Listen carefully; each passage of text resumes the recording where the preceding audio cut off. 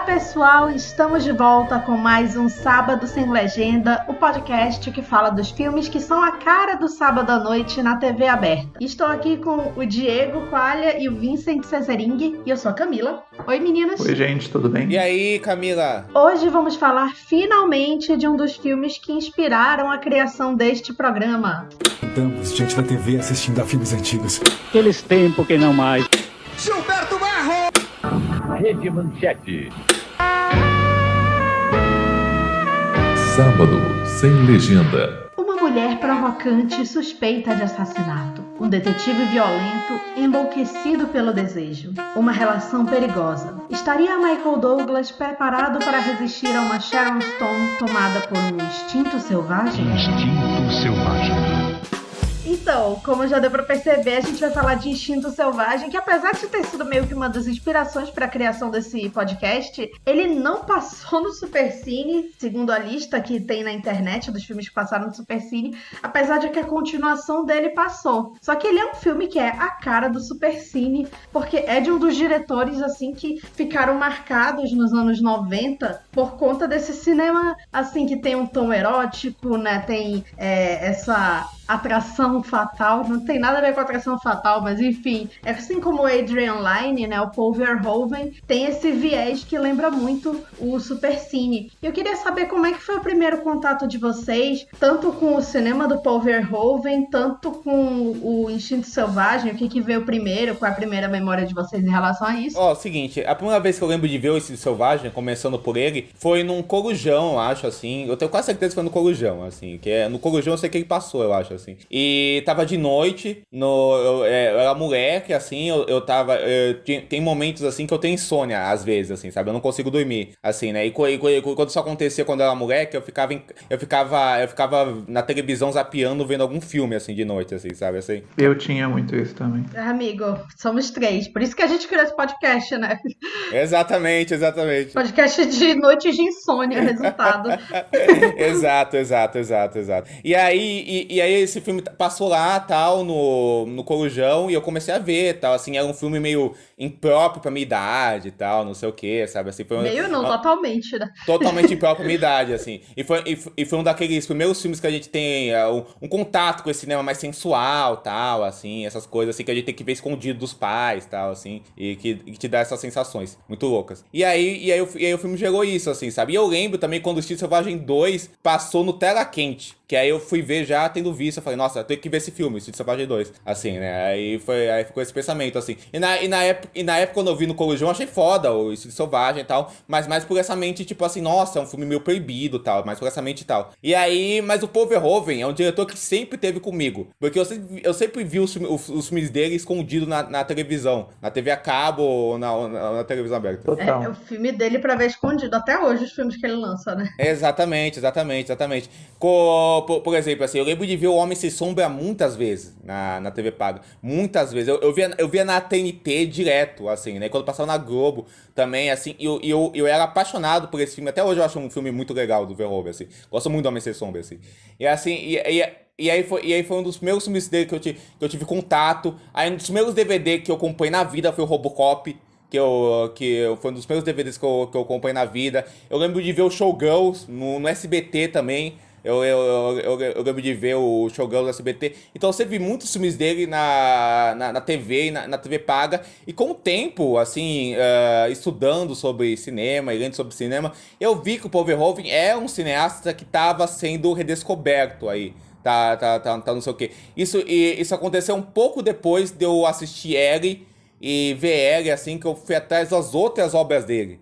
Assim, sabe? Assim, que eu fui conhecer os outros filmes dele, tá? Assim, fui conhecer os filmes que ele fez na Holanda e por aí vai. Comecei a rever os filmes dele e aí comecei a ter outro conceito dos filmes dele, assim, para além desse conceito mais da farsa ou do erótico, um conceito mais de como os filmes dele são um cinema realmente muito foda, assim. O Paul Verhoeven é um dos meus diretores favoritos. Eu acho que o que ele faz no cinema é único. Eu gosto de dizer que o Paul Verhoeven é tipo se o Pasolini e o Hitchcock tivessem um filho bizarro, entendeu? ia ser o Paul Verhoeven, entendeu? Frases. Assim, pra mim o Paul Verhoeven é exatamente isso, assim. E ele é um diretor que eu amo ele me pega muito, assim, sabe? Assim, eu acho que as coisas que ele faz no cinema são muito únicas, e pra mim ele é meio Cronenberg, no sentido que é um diretor que olha pra um lugar que a maioria dos artistas desviam o olhar. Eu acho que isso é muito interessante dele. Ele olha pra lugares que muita gente desvia o olhar, mas ele sempre olha com um jeito interessante. Aí a gente vai desenvolver mais isso e tal. Mas é um diretor que eu amo demais, a obra dele, assim, e todos os filmes dele eu gosto, assim. Eu acho que, curiosamente, o filme que eu menos gosto dele é o Egg, assim, que eu sei que é um filme que o pessoal ama, tal, assim. Eu tenho mais questões com o Egg, assim, apesar de eu achar que ele tem coisas muito fodas, assim, mas eu acho que ele tem, mas eu acho que é um filme que ele tá mais num padrão. Porém, contudo, toda a vida, o Benedetta que ele lançou ano passado, eu acho uma obra-prima, assim, mas é isso. Eu conheci ele muito de filmes da TV, assim, também. O Paul Verhoeven, eu acho que as primeiras lembranças que eu tinha era total essa coisa de ver os filmes escondidos e tal. E daí, principalmente O Homem Sem Sombra, que eu adorava. Nossa, demais. Tem um primo meu que adora também esse filme. A gente ficava muito vidrado no uso dos efeitos digitais, que na época era uma coisa impressionante e tal. E é um filme provocativo mesmo, assim, que começa que ele realmente, né, vai às últimas consequências do que, sei lá, nessa versão do Homem Invisível, né? E o Robocop também era um filme que eu curtia muito, assim, desde criança. Claro, primeiro a gente curte pela ação e tal, e depois vai pela violência, e depois vai percebendo toda a crítica à mídia, à polícia e tal, que o filme vai construindo e tal. Então são os filmes, assim, que eu mais curtia dele quando era criança, quando era adolescente, assim. E esse, o Instinto Selvagem, é um filme que eu sempre conheci de fama, mas foi um filme que eu só fui ver uns 5 anos atrás, assim, que eu acabei que, assim, eu nunca peguei ele na TV, nunca tinha assistido, já sabia mais ou menos a história toda dele, porque tem esses plot twists aí famosos, a questão da arma do crime e tal, e fui ver recentemente e adoro, assim, um dos meus filmes preferidos desse gênero dele e tal, e sou fã, assim, gosto de tudo que ele faz, gostei muito de Benedetta, apesar de que no meu caso eu gosto mais de ela, eu esperava um pouco mais de Benedetta, assim, mas eu gosto bastante. É invertido então, né, Vinícius? É invertido, mas eu sou fã dele. Eu sou assim também. Eu acho que eu vou gostar mais de Benedetta, porque eu gosto dele, mas não tanto. E dos filmes famosos dele que eu não vi, que eu sei que a galera gosta muito, tem o Tropas Estelares e o Showgirls, esses eu nunca vi, mas os outros mais famosos, a Você maioria... vai ver, amigo, que Showgirls aqui é... Poxa, os dois podem vir pra cá, eu acho que são a cara do nosso podcast. Eu até acho interessante comentar isso, que o Verhoeven realmente é um cineasta que... Assim, existem cineastas que eu acho que estão à frente do tempo deles, assim. O Verhoeven, eu coloco nessa categoria de cineastas que estão à frente do tempo dele, né? Tanto é que você pega os últimos filmes da carreira hollywoodiana dele, assim, são filmes que na época foram muito detonados, no geral, assim, mas na época já tinha algumas vozes dissidentes que falavam que ele era um diretor interessante. Por exemplo, tem um dos textos que eu mais gosto de cinema de todos, é a crítica do Inácio Araújo sobre o Tropas Estelares, que ele fez na Folha na época, assim, né? Que é uma coisa curtinha que ele fez, assim, mas que ele defende o filme já, né? Que ele defende o filme não como uma propaganda fascista, porque claramente o filme não é isso, é até doido pensar que o pessoal interpretou ele dessa forma, assim, na época, assim, e pelo contrário, um filme que denuncia, né, essa coisa do fascismo, do imperialismo, tudo isso, assim, e como essa coisa da sátira, da farsa, do filme ter esse tom todo extremado, é proposital do filme, né? O Showgirls, na época, assim, ele foi um filme detonadíssimo, foi um fracasso, o Showgirls, mas teve algumas pessoas que já falaram bem dele. Por exemplo, o Jacques Quivet, que é um diretor da Novela Vague, espetacular, ele falou que foi um dos melhores filmes do ano de 95, na época do filme, assim, que ele viu o filme. E também quem gostou muito do Showgirls na época foi o Tarantino, que ele falou, não, Showgirls é foda, não sei porque as pessoas estão falando mal do filme, assim, sabe, assim. Mas eram, tipo, vozes dissidentes, e com o tempo, eu acho que esse pessoal que foi crescendo vendo os filmes do Verhoeven, sabe? E pegando essas opiniões sobre o filme, assim, acabaram entendendo que ele é um autor de extrema coerência. Eu acho que das mais coerentes. Até que o Benedetta,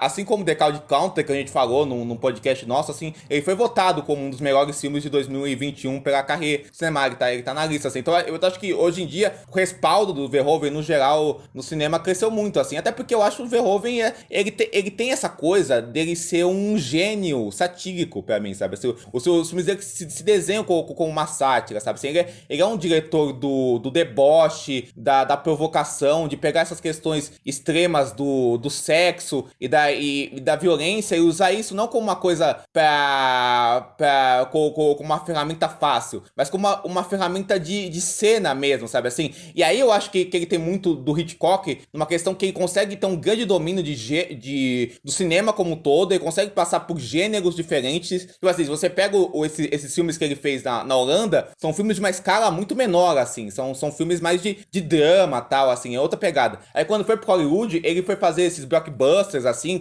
de efeitos visuais, assim, ou numa escala mais épica, assim, menos que os filmes não sejam épicos, mas a escala era maior, elas são mais grandiloquentes, assim, e ele domina muito as duas coisas, assim, nesse tom extremo dele, nesse tom over, nesse tom da farsa. Eu acho que assim como o Hitchcock, ele consegue envolver muito o espectador no tom dele, brincando com essa coisa que ele consegue brincar com o naturalismo, né, nos filmes dele, assim, quando ele quer ser naturalista, tipo, não é espião, ele consegue maravilhosamente bem, assim, e quando ele quer um tom antinaturalista total, tipo, no Tropas Estelares ou no Showgirls, ele consegue de forma foda também, né? Porque é foda, tipo, assim, obviamente é proposital, tipo assim, acho muito foda no Tropas Estelares ele pegar vários atores que são vistos como canastrões e pegar esses atores pra ilustrar esse pior lado dos Estados Unidos, sabe assim, esse lado mais superficial dos Estados Unidos, porque ele pega os atores vistos como superficial, tipo, como a gente falou lá no podcast de Bond, esse negócio que ele fez com a Elizabeth Buckley, de pegar a Elizabeth Buckley e construir o filme ao redor dela, nessa atuação mega caricata, tal assim, sabe, é tudo construído a favor do filme, né, não é uma coisa relapsa, é proposital o negócio. E acho que é interessante que esses filmes dele, muitos ganharam continuação não oficial, né, não só o Instinto Selvagem, mas o Showgirls, o Tropas Estelares, né, é engraçado isso, né. Eu sei que o Homem Sem Sombra, né, tinha. Sim, também. Tinha o 2. E o Homem Sem Sombra também, acho que é a minha primeira memória, porque eu lembro que eu tinha muito medo desse filme. Eu tinha pavor, né? E eu lembro que acho que passava muito na TNT mesmo, de ver, assim. E o Instinto Selvagem, a minha primeira memória dele, assim como o Misery, também é de ver pela TV, assim. Aí depois procurar pra assistir, mas assim, eu lembro de cenas, até porque, como o Vincent falou, é um filme que ele tá no nosso imaginário porque ele já é muito famoso, né? Assim, a cruzada de pernas, né? É muito icônico, né? É, tudo, assim. Tem cenas icônicas do cinema, né? Que todo mundo conhece, né? Eu acho que ele é meio que tido como, quando se pensa em suspense erótico, assim, ele é a principal referência, assim. Até pelo título brasileiro, né? Assim, que é bem... Em inglês também, né? Basic Instinct, né? Assim, é um instinto básico, né? Sim, e também, assim, é aquela coisa do Dream Team, né? Que é o Paul Verhoeven, o Michael Douglas, a Sharon Stone, então E a Jane Tripplehorn. É o primeiro papel da Jane Tripplehorn. É verdade. Já falou aqui, né? A esposa do Tom Cruise afirma, né? Que a gente falou dela, né? Assim, verdade. Ela é a diva não oficial do podcast. O Vincent Schiavelli é o divo. Né? Que eles estão aparecendo em coadjuvante nos filmes e tal. É verdade. Mas ela é bem... E ela tem um papel importante nesse filme, né? Ela é meio que uma das chaves do mistério. É incrível. Demais. Assim, a gente... falando em todo esse início, a gente tem o Paul Verhoeven, claro, né? Ele já tinha vindo do sucesso do Total Recall, né? O Vingador do Futuro, né? Que é um título meio que aquela tática de pegar, né, o sucesso anterior do Arnold Schwarzenegger, né, e tentar vender aqui, né, assim como o Garoto do Futuro foi De Volta ao Futuro, muita gente do futuro, né. Exatamente, que também tem um remake aí horrível, né, o Total Recall, né. Sim, Nossa, é terrível, Colin Colin Farrell. Colin Farrell, a Kate Beckinsale e a Jessica Biel. Horroroso esse filme, né? Horroroso. Coragem, né? Mas enfim, esse filme dele de 1990 tem a Sharon Stone. Só que a Sharon Stone, quando ela chega pra fazer esses filmes do Verhoeven no início dos anos 90, ela não era uma novata, ela já estava muito tempo em Hollywood tentando um lugar ao sol, né? Ela fez Memórias do Woody Allen, aquela cena do trem, que é bem famosa também, né? Foi um dos primeiros papéis dela. E aí ela fez algumas séries, filmes B,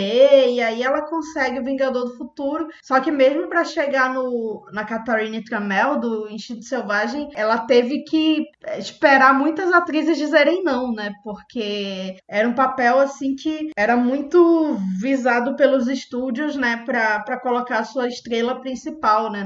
No estrelando, assim. Aí eu queria saber de vocês, assim, vocês sabem algumas atrizes que tentaram esse papel, que foram consideradas e tal. É curioso, porque a Sharon Stone era a primeira escolha do Verhoeven, né? Ele gostou muito do trabalho dela no Total Recall. Assim, ele achou que ela soube combinar bem esses dois lados da personagem dela. Esse lado mais doce, que é o que existe nela, assim, pra esse lado mais diabólico, perverso que ela tem, que ela faz a vilã do filme, assim. Então ele queria muito que fosse ela, né? Era a primeira escolha dele, assim. Só que, por causa disso tudo que a Camila falou, o estúdio não queria ela, assim, e tal. E aí várias atrizes foram consideradas pro papel. O Michael Douglas, que era o astro da época, assim, que vinha dos sucessos do Wall Street, que ganhou o Oscar pelo Wall Street, assim. Ele vinha do sucesso do Tudo por uma Esmeralda, do Atração Fatal, assim. Ele tava no auge, o Michael Douglas, assim, né? Então ele não queria contracenar com uma atriz iniciante, assim. Ele achava que uma atriz iniciante não ia dar conta do papel, assim. Ele queria uma estrela que nem ela e como a Camila falou, todos os agentes queriam que esse papel promovesse as suas próprias estrelas, tal. E o estúdio queria uma estrela mesmo pro papel, assim. Então o Michael Douglas, ele propôs a Kim Basinger, a Julia Roberts e a Meg Ryan pro papel da Catherine Tramell, mas elas recusaram. E o papel também foi recusado pela Michelle Pfeiffer, a Dina Davis, a Catherine Turner, a Farrah Fawcett, que é uma das Panteras originais, e a Carrie Lynch, que o pessoal vai lembrar dela pelo Drugstore Cowboy do Gus Van Sant, que é a protagonista junto com o Matt Dillon, assim, e a Marion Hemingway, assim, né? Que era do Manhattan, do Woody Allen, Manhattan. né? Que fez o Star 80. E a Star 80, assim. E aí a grande maioria delas recusaram e a grande parte das recusas tinha a ver com as cenas de alto teor erótico do filme, né? E aí o Paul Verhoeven tava insistindo pra ser a Sharon Stone, mas ele também pensou na Demi Moore pro papel, assim, era a segunda opção dele, assim. Só que a Demi Moore também não quis, e aí existe uma lista gigantesca de atrizes que foram cotadas para esse papel. Gente, Diane Keaton, Bette Midler. Uma coisa que eu ouvi falar que talvez faça sentido, a gente tava vendo, a Carol falou que uma das ideias era que o policial fosse, talvez num primeiro rascunho de roteiro, que o detetive fosse mais novo que ela. Então talvez faça sentido a gente pensar numa mulher que já era mais velha nos anos 90, né? Mas ainda assim, essa lista é realmente gigante. Tem a Drew Barrymore, gente, ela era maior de idade nessa época. Ela tinha 17 ou 18 anos nessa época, eu acho. Ela fazia os filmes assim, né? Quando ela saiu da Rehab e tava tentando fazer os filmes B, né? Porque ela não fazia uns tava filmes com B. Mas é isso que fez ela ressurgir, né? Assim, ficar com o nome. Alguns muito interessantes, inclusive, né? Mas, cara, assim, essa lista é interessante porque, como o Vincent tá falando, varia totalmente as idades, né? Porque tem isso que ele falou, mas também tem umas atrizes que eram muito novas na época, tipo a Jennifer Connelly, a Heather Graham, ela tinha idade pra isso, gente. A Bridget Fonda, assim, sabe? Assim, então, tipo assim, realmente todas as atrizes de Hollywood foram cotadas pro papel. Eu até tava brincando com o pessoal que era a Scarlett O'Hara ao contrário, porque todas as atrizes queriam fazer a Scarlett O'Hara na época do Vento Levou, né? E aí nesse caso, todo mundo queria uma atriz famosa todo mundo queria uma atriz famosa de Hollywood pra fazer esse papel, só que todas recusavam. E aí acabou que a Sharon Stone, que era uma atriz, como a Camila falou, que ainda não era estava se estabelecendo, tal, não sei o quê. Tava tentando, né? Ela acabou pegando o papel e abraçou ele totalmente, aí o Verhoeven conseguiu realizar essa vontade dele de trabalhar com ela novamente. Tem uma entrevista interessante da Sharon Stone que eu vi no YouTube, que é alguém gravando a própria TV, alguma coisa assim, então eu suponho que seja uma um extra de DVD, alguma coisa assim. Mas é basicamente uma entrevista de uns 10 minutos da Sharon Stone falando de como foi ter esse papel. E uma das coisas que ela fala é isso, ela era fã do Verhoeven, porque ela gostava dos filmes holandeses dele, e de que na época foi uma sorte dela conseguir o filme, apesar de que muita gente não queria fazer esse papel, né, por causa da nudez e da exploração, porque é um filme assim, não é só nudez, né, é um filme que realmente ele, abertamente, deliberadamente, ele tá explorando o corpo da atriz e tal. E não é um filme que tem típica. Já é um dos primeiros filmes. E talvez, assim, isso é raro que esse filme fez. É um dos filmes que não tem cenas de sexo que são tipicamente presentes no mainstream estadunidense do cinema hollywoodiano, assim.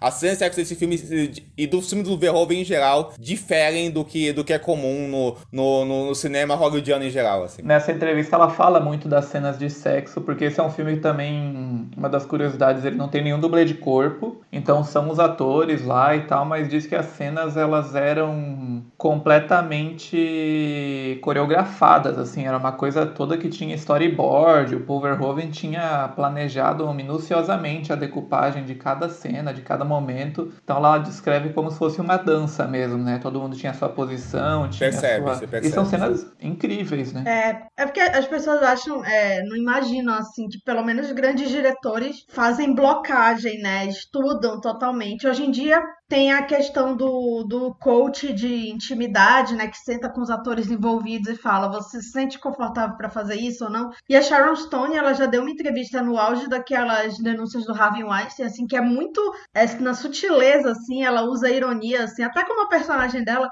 pra falar do que ela já sofreu em Hollywood. Porque você imagina uma atriz como a Sharon Stone, o que ela não deve ter passado. Sim. Até porque ela demorou muito pra fazer sucesso, né? E aí, Sim. que a repórter pergunta, você já foi assediada em Hollywood? Ela só olha pra cara dela e começa a rir, assim, mas um riso bem falso. Tá me perguntando isso, minha filha? Tipo, assim, só que ela é engraçado porque ela é muito não é que ela é próxima do Michael Douglas, mas sempre que tem algum prêmio de carreira e tal, ela que entrega, né? Ela fala que ele mudou a vida dela. Então, assim, é engraçado porque eu acho que a relação deles acabou se transformando, né? Depois, né? Deles se respeitarem e tal, né? Sim, com certeza. E uma coisa irônica que eu sempre pensei, assim, no Verhoeven e até em outros diretores, sei lá, talvez o De Palma, que tratam essas cenas de forma mais natural, né? Como talvez seja um negócio, para quem está envolvido, deve ser um negócio mais interessante quando tem um diretor que pensa e que está planejando e que está tudo planejado, assim, do que, sei lá, coisas que rolam por debaixo dos panos, né? Com certeza. Existe uma sinceridade aí, né? Por mais que, claro, tenha seus problemas, né? Aqui nesse filme tem a questão de que na famosa cena, né, que ela cruza as pernas e ela não tá usando a calcinha, ela não sabia que a câmera ia mostrar tão em foco, tão abertamente isso, e disse que ela viu só na sala de edição e ela ficou puta e deu um tapa na cara dele e depois eles fizeram as pazes e tal, mas mas até descrevendo essa cena ela fala que é uma cena super decupada, né, tem vários planos e tal, mas ela falou que nessa cena, nesse momento onde ela tá mais exposta, era só ela e o diretor, que era uma coisa mais, eles isolaram a cena para esse momento. Que é muito curioso, né, depois a gente vai falar, mas ela tá rodeada. Parece que ela tá rodeada de homens naquela cena. Ela tem uns 5 ou 6 personagens ao redor dela, é muito bom. Não, e tem uma coisa, é engraçado isso, porque na época que a Sharon Stone começou a falar isso que ela não sabia tal, assim, ela começou a falar isso que ela não sabia tal, que ela se sentiu, que ela teve essa discussão aí e tal, e depois fizeram as pazes e tal. E o Verhoeven também, sempre que perguntavam isso, ele falava que não é verdade, que não foi bem assim, que ela sabia assim e tal, não sei o quê, que ele não entendia porque ela falava isso, assim. Mas e aí ficava um na imprensa respondendo o outro, mas depois eles meio que fizeram as pazes também, assim, tipo assim, eles são amigos até hoje, assim, né, mas rolava essas, tipo, uma alfinetada de um pro outro, assim, tipo esse esquema que a Camila falou do Michael Douglas e da Sharon Stone, assim, rolou em certa instância, assim, menor, assim, com o Verhoeven e a Sharon Stone, assim, de um falar do outro, assim, não era bem assim, não é bem essa história, não dava o seu lado da versão, assim, mas depois eles se acertaram, assim, são amigos até hoje. Uma coisa bem típica se a gente for ver o machismo da situação, assim, do jogo de poder de Hollywood, é que diz que o Michael Douglas, ele pôde escolher, né, o que ele mostrava ou não, porque uma das exigências dele era que ele não fosse bissexual, que era um traço do personagem que ia ter, então ele revetou isso. E outra é que ele não faria um nu frontal, que ele só aparece a bunda dele, aparece sem camisa e tal, mas não mostra o... Isso é curioso, né? Eu acho que isso já mostra como o Verhoeven realmente ele é o que o Scorsese chama de diretor contrabandista. Não sei se você já viu o Scorsese falando sobre isso, né? Não. Mas o Scorsese, ele tem uma teoria que tem alguns diretores que trabalham em Hollywood que usam a máquina de Hollywood para colocar as ideias e os anseios que eles querem colocar, assim, e que por trás dos panos conseguem operar dentro da lógica superficial dessas grandes produções, ele consegue operar atrás da lógica superficial dessas produções. Ele fala isso naquele documentário dele, do Scorsese pelo cinema norte-americano, lá, que ele fez lá nos anos 90. Ah, assim. sim. Eu assisti, mas eu não lembro disso E exatamente. ele já deu algumas declarações sobre isso, assim. E eu acho que o Verhoeven, assim, eu acho que os blockbusters dele são interessantes, porque você pode ver eles na primeira instância dessa coisa, tipo, do sexo e da violência e dessa coisa, do filme de porrada, ou sei lá, do thriller erótico, ou do filme erótico da menina que vai trabalhar na boate, de striptease e tal. Você tem essa primeira instância, mas por trás disso, ele tá fazendo ele tá operando um mundo atrás desses filmes e coisas extremamente profundas por trás desse filme, muito profundas dentro do tom desses filmes, assim, de crítica e de questão de tom mesmo, assim. Eu acho essas concessões que ele teve que fazer pra esse filme aí, que são interessantes, porque, tipo, eu não sei se alguém aqui já viu os filmes holandeses da carreira dele, Não, né, assim. eu Eu já vi o Louca Paixão e o Quarto Homem, que são o Louca Paixão um dos meus filmes favoritos da vida. Inclusive, esse Louca Paixão é a maior bilheteria do cinema holandês. Foi esse filme que catapultou a carreira do Verhoeven, que fez ele ficar conhecido internacionalmente. Foi um sucesso incrível de crítica lá fora. E ele foi indicado pro Oscar de melhor filme estrangeiro, assim, né? Ele perdeu por Noite Americana do Truffaut. Grande ano esse, assim. Mas eu daria pro Louca Paixão. Olha, amigo, assim. forte. Eu não vi o filme, mas é que pra ganhar do Noite Americana. Mas é um dos meus filmes, assim, da minha vida, esse filme aí. E nesses filmes, assim, ele usa muita nudez masculina também, assim. O Rutger Hauer, ele aparece no Louca Paixão. Rutger Hauer era o ator fetiche do Verhoeven nesses primeiros filmes dele, né? Ele fez 6 filmes com o Verhoeven, assim, e depois eles brigaram. Aí quando os dois foram pra Hollywood, eles brigaram, assim, eles tiveram um desentendimento, assim, eles ficaram anos sem se falar. Quando eles estavam velhinhos, eles voltaram a se falar um pouco antes, até meio triste, digamos. Um pouco antes do Rutger Hauer morrer, eles fizeram as pazes. E o Rutger Hauer aparecia pelado nos filmes do Verhoeven. E tem um filme dele que chama O Quarto Homem, que também é um thriller hitchcockiano que ele fez na Holanda, que cara, é muito parecido em várias questões com o Instinto Selvagem. Inclusive, o par do personagem principal é muito parecido, até visualmente, com a Catherine Tramell, assim, questão de vestimenta e questão de como ela aparece. O filme é sensacional, assim, e nesse filme o protagonista é bissexual, assim, né? O protagonista do filme, que é um protagonista masculino, é bissexual. Ele é interpretado por aquele ator que faz o vilão do Fugitivo, assim, eu não vou lembrar o nome dele agora, mas ele é o vilão do Fugitivo, assim, sabe? Que é o médico colega do Harrison Ford, assim, né? E é um cara bissexual, assim, e no filme ele se envolve com homens e mulheres e tal, assim. Então isso era uma parada já do Verhoeven. Além a gente falou, o Jack falou que o Michael Douglas já era um ator em alta, né, assim, mas vários atores dessa geração dele, que eram considerados para todos os filmes que a gente falou nesse podcast, também foram considerados, né, Bruce Willis, né, esse pessoal todo, mas acabou que o Michael Douglas se tornou meio que o ator fetiche, entre aspas, desse tipo de filme, né? Pô, o Bruce Willis tá em todas, né? Nossa, tem Richard Gere, Robert De Niro, Harrison Ford, Patrick Swayze, Denzel Washington, Jack Nicholson, sempre esses atores, né? Era um grupinho, Ray Liotta. Ray Liotta, acho que teria sido legal, né? Verdade. Mas eu acho que tinha que ter uma coisa meio galã mesmo, assim, né? Com certeza. Tipo, talvez o Harrison Ford. O Richard Gere, acho que seria o mais... Porque assim, querendo ou não, o filme tem esses momentos até, né, dele sem camisa, ele como o machão. Ele ali, fez um facelift antes de fazer o filme, Olha gente. só. Curiosidades. Olha só. A cara dele tá meio estranha mesmo.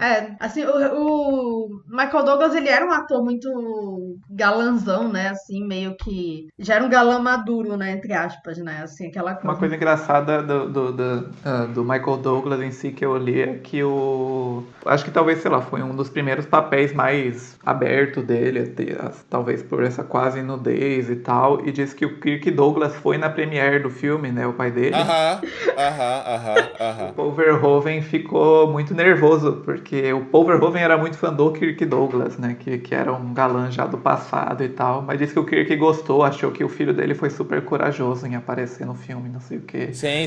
Até, assim, falando em coragem pode ser uma coisa descabida, mas uma coisa importante do contexto desse filme é que ele vem ali logo depois ele é do início dos anos 90, né, de 92, e era um filme que ele tava muito ele tava, tipo, numa linha de frente de Hollywood, onde muita gente acha que ele ajudou a defender cenas de sexo e sexualidade no cinema, no momento que, por causa da AIDS, tinha um grande medo de que Hollywood ia se fechar de novo e se tornar uma coisa super conservadora, com medo, né, da AIDS em si, e parar de lidar com sexo e com coisas assim. E esse foi um filme bem emblemático, assim, na época, até, né, por ter personagens gays e tal. Então foi um filme considerado importante nesse aspecto também. Não, e tem uma coisa do filme, assim, falando do Michael Douglas, né, pra gente ver esse negócio de carreira e de machismo em Hollywood. O Michael Douglas, assim como a Sharon Stone, ele é um ator que ele era conhecido por ser o filho do Kirk Douglas, assim. Ele ganhou o Oscar de produtor pelo Estrela Ninho, né, que ele produziu o filme e tal, não sei o quê. Então ele já era conhecido, mas ele foi estourar mesmo, mais velho. Ele foi estourar no Tudo por Uma Esmeralda, tal, assim. Ele fazia série de televisão antes, assim, até... O Danny DeVito, né? Algum desses aí, assim, né? Ele fazia série de televisão antes. Ele tinha também essa coisa, assim, de... Comparavam muito ele com o pai, né? E ele queria... Exato. Ele queria fugir disso. Tanto é que ele quando ganhou o Oscar, ele falou, agora filho de... Eu não sei se ele falou filho de peixe, peixinho. É alguma coisa assim, alguma dessas expressões, né? Sair da sua sombra, alguma coisa assim. Sim. Acho que tinha um complexo muito grande, né? Com certeza. Filho de um cara muito famoso, né? E aí nos anos 80 e nos anos 90 ele conseguiu, tipo, desvincular totalmente isso, né? Ele virou um astro. Mesmo assim, eu acho que, como a Camila falou, eu acho que se o Atração Fatal cria esse arquétipo do Michael Douglas, assim, como esse galã erótico, assim, esse filme consolida esse arquétipo, assim, né? Ainda tinha a vida pessoal dele, né? Influenciando, né? Sim, exatamente, né? Que ele era viciado em sexo, Ele né? se internou numa rehab antes de conhecer a Catherine Zeta-Jones e tal. Exato. Eles se conheceram no tráfico ou eles já eram casados nessa época? Então, a história como eles se conheceram, eu sei que eles estavam no Festival de Cinema de Deauville, na França, que é tipo um Cannes B, assim. E aí ela tava, acho que, lançando Zorro, e ele tava lançando, não sei qual filme, sei lá, aquele da Gwyneth. E aí teve um jantar pro pessoal que tava lá, e ele já tinha olhado, nossa, bonita. E aí ele olhou pra ela e a cantada que ele passou nela, eu vou ser o pai dos seus filhos. E aí ela foi filmar aquele filme lá dela com o Sean Connery. Armadilha. Esse aí vai aparecer aqui, com certeza. Aí ele mandava flores e tal. Eles foram fazer Traffic uns anos depois, assim. Eles se casaram. Ah, entendi. Já é um casal. Ela tá grávida no Traffic, inclusive. E aí... entendi. Mas assim, foi aquela coisa assim, brega, bem canastrão, né? Bem canastrão. Conquistando aquela. E eles estão juntos até hoje, né? Até hoje. Acho que é até mais longo que o casamento dele anterior. Pô, né? é um power couple, né? Ela é lindíssima também. Ela é lindíssima, nossa senhora. Ela é muito bonita. Maravilhosa. Depois desse filme, do Instinto Selvagem, assim como a Demi Moore, depois do Ghost, a Sharon Stone virou uma das grandes estrelas da Hollywood dos anos 90, assim. Ela fez vários filmes, tipo, blockbusters mesmo, assim, e também filmes que iam pra essa linha do Instinto Selvagem, né, assim, mas também começou a fazer grandes atuações também em outros filmes, né, tipo, o Cassino, que ela foi indicada pro Oscar, do Scorsese. Ela fez o Rápido e Imortal, do Sam Raimi, que ela produziu, que ela tá espetacular nesse filme. Esse filme é espetacular. Foi um filme, assim, de estrela, né? Assim, ela protagonizando, né? DiCaprio novinho. Exatamente. Muito bom. O co-protagonista do filme era o Gene Hackman, que era um dos maiores atores da época, assim, né?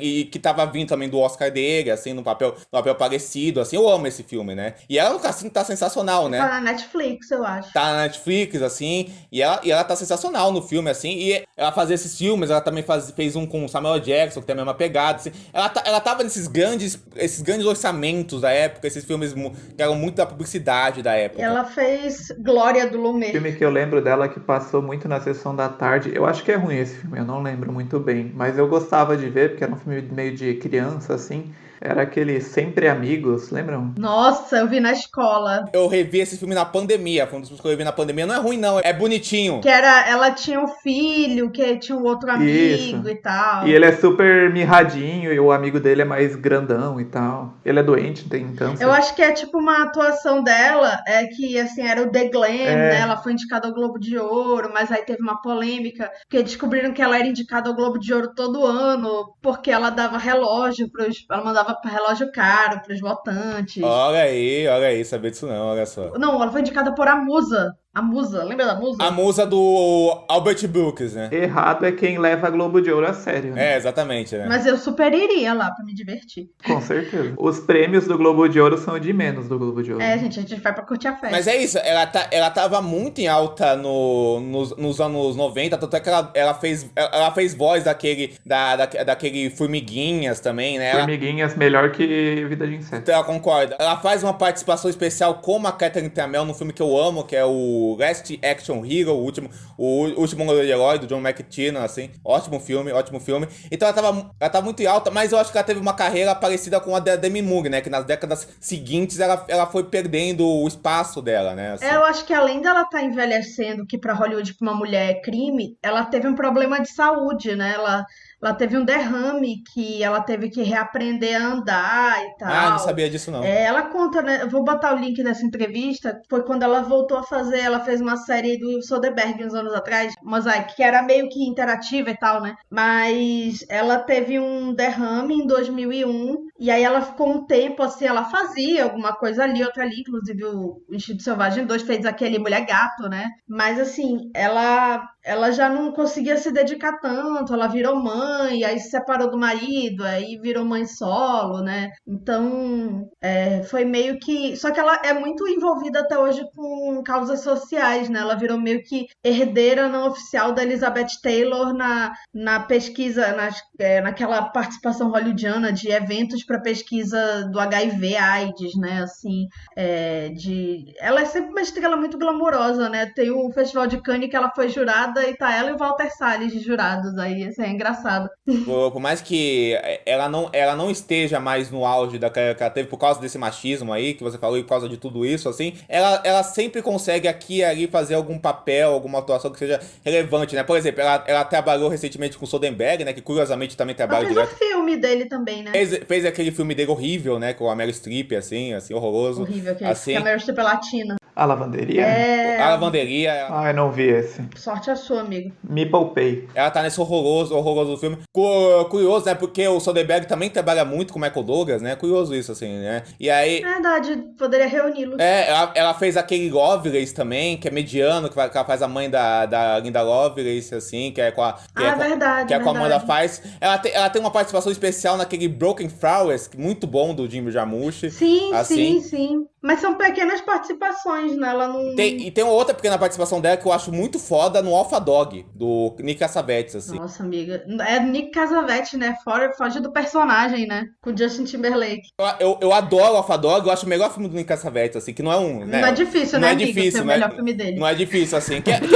Que é um diretor de altos e baixos, assim. O diretor pra provar que nem sempre a genética ajuda. Justin Timberlake, grande ator. Tem filmes dele que eu gosto, tipo aquele Johnny Key e tal, assim, mas ele tem uns filmes bem ruins, assim. Mas tipo brega, amiga.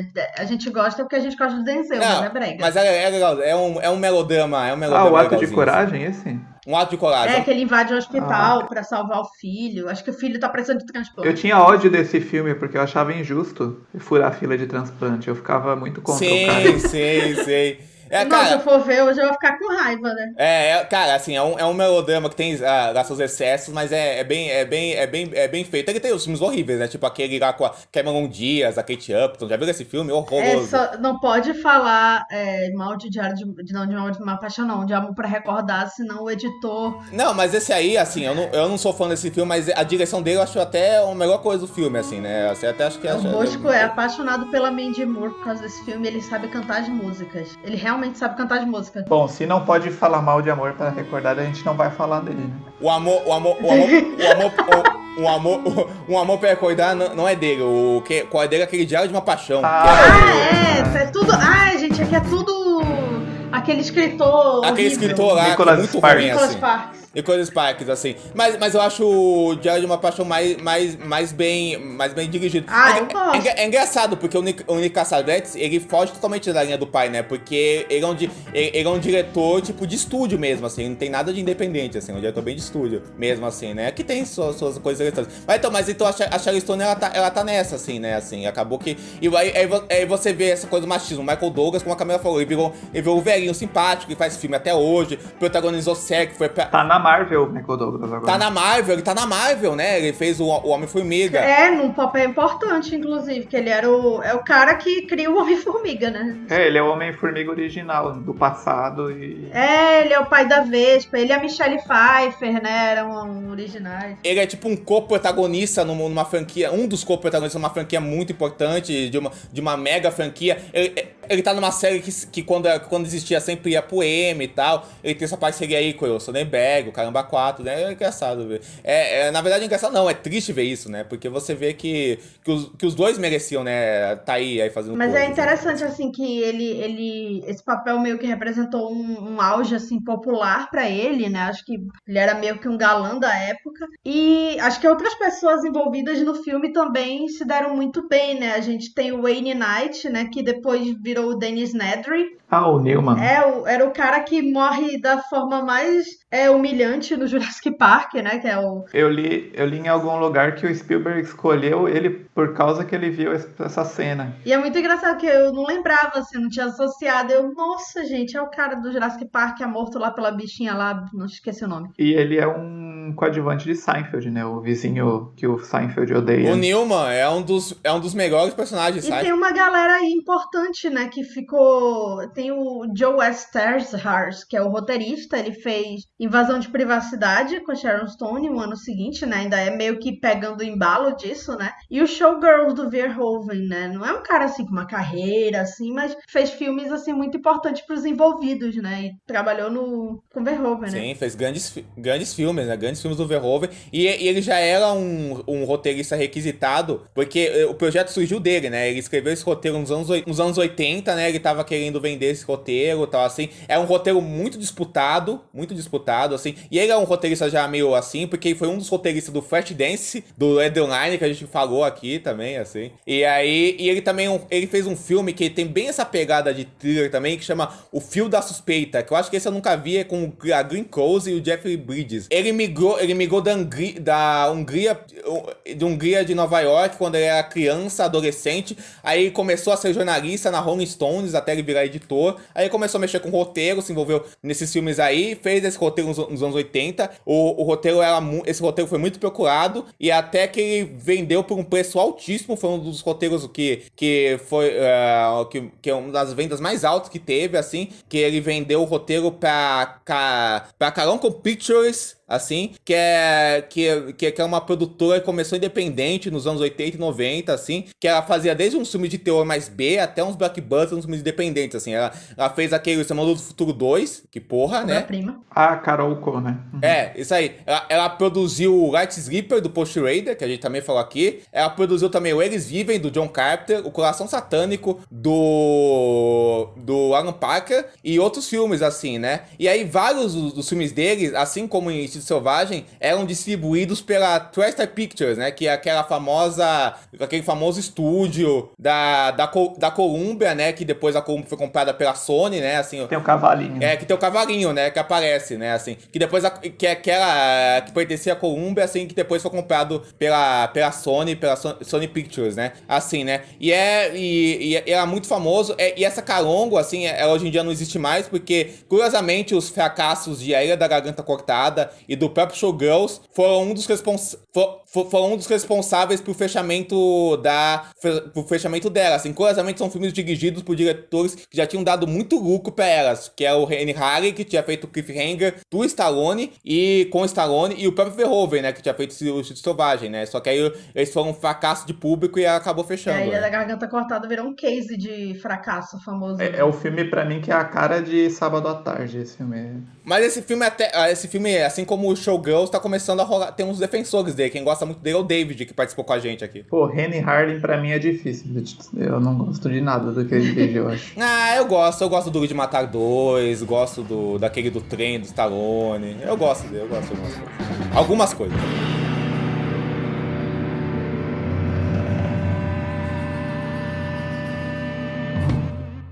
E assim, outra pessoa envolvida no filme que é muito importante é o Jean Debon, que era um diretor de fotografia e que depois virou um diretor de blockbusters, né? Ele fez Velocidade Máxima 1, o 2, que já foi meio flopado, fez Tomb Raider 2, mas fez o Twister também, né? E ele já era um diretor muito importante de fotografia, né? Sim.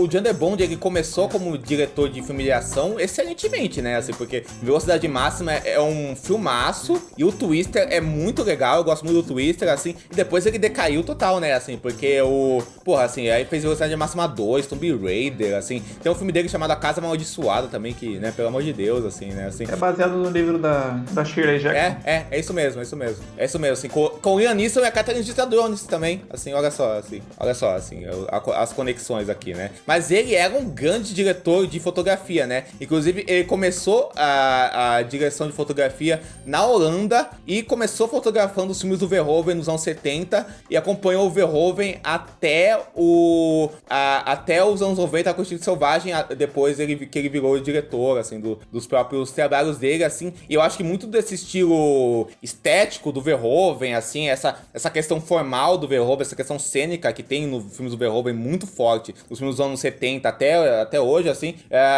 vinha muito dele, assim, e depois o Verhoeven conseguiu replicar isso com outros grandes diretores de fotografia, né, a fotografia do Verhoeven sempre é uma coisa muito marcante no cinema dele, até o Showgirls é um filme de uma direção de fotografia brilhante, né, que já não é do Jean Debont, mas que é brilhante também. E o Jean Debont, cara, tem grandes trabalhos na direção de fotografia, como o Duro de Matar, do John McTiernan, que é uma obra-prima também dessa coisa da direção de câmera, das cenas de ação, da encenação, assim, ele é um grande técnico, assim, do cinema. A última pessoa importante que aparece, assim, como uma coadjuvante, né, que faz o papel da Hazel, que é uma mulher que foi condenada por assassinato, que é amiga da Sharon Stone, é a Dorothy Malone. Eu acho que ela tá ali meio que como uma participação, que a personagem dela não leva muita coisa, assim, além de uma suspeita, mas ela é uma atriz que, quando jovem, participou de muito cinema noir americano, assim, então é uma atriz muito importante e ela tem um dos papéis mais sexys, assim, pra mim, do cinema noir, que é... Ela é a vendedora de livros no The Big Sleep, à beira do abismo. Porra, sim, exato. E é uma cena maravilhosa, que é uma cena que não podia, né, ninguém podia transar nos anos 40 em Hollywood, mas é uma cena que ela conversa com o Humphrey Bogart e ela fala: vou fechar a loja mais cedo, vem aqui pros fundos pra gente conversar. Então é uma coisa muito, fica na cara, assim. É uma boa participação aí. Eu tenho algumas pequenas curiosidades da produção do filme, que o Paul Verhoeven, cara, assim, ele não foi a escolha inicial do Joe Exercise e do estúdio. Curiosamente, eles queriam o diretor do filme que a gente falou aqui no podcast passado, que era o Milos Forman, pra dirigir esse filme, assim, curiosamente, assim, né? E o Milos Forman tava de férias na época e o roteiro gostou, só que o Verhoeven já trabalhava na Caranco, porque o Total Recall foi lançado por eles, assim, né? Foi produzido por eles, na verdade, assim, né? E aí ele já trabalhava lá, o estúdio que já queria apostar nele, assim, achou que tinha a ver. E aí ele topou dirigir o filme e tal, não sei o quê. E o Verhoeven sempre foi esses diretores, quando ele pegava um projeto, ele interferia em tudo, assim. Interferia em roteiro, tal, não sei o quê. Ele era um cara, assim, que o pessoal gostava do resultado do trabalho dele, gostava da figura dele, de trabalhar com ele, assim, né? Tanto é que tem uma coisa curiosa, falando desse negócio de Hollywood e tal, hoje em dia ter esses preparadores de... Não sei se chama preparador de cenas de sexo, assim, o pessoal que mais protege, assim, nas cenas de nudez. Chama-se coach, né? Coach de intimidade. Isso aí. Esses coach de intimidade, assim. Eu acho que o Benedetta já teve um negócio assim, que ele usou já, assim, né? Que ele meio que se adaptou pra isso. E o roteiro do Benedetta foi meio adaptado.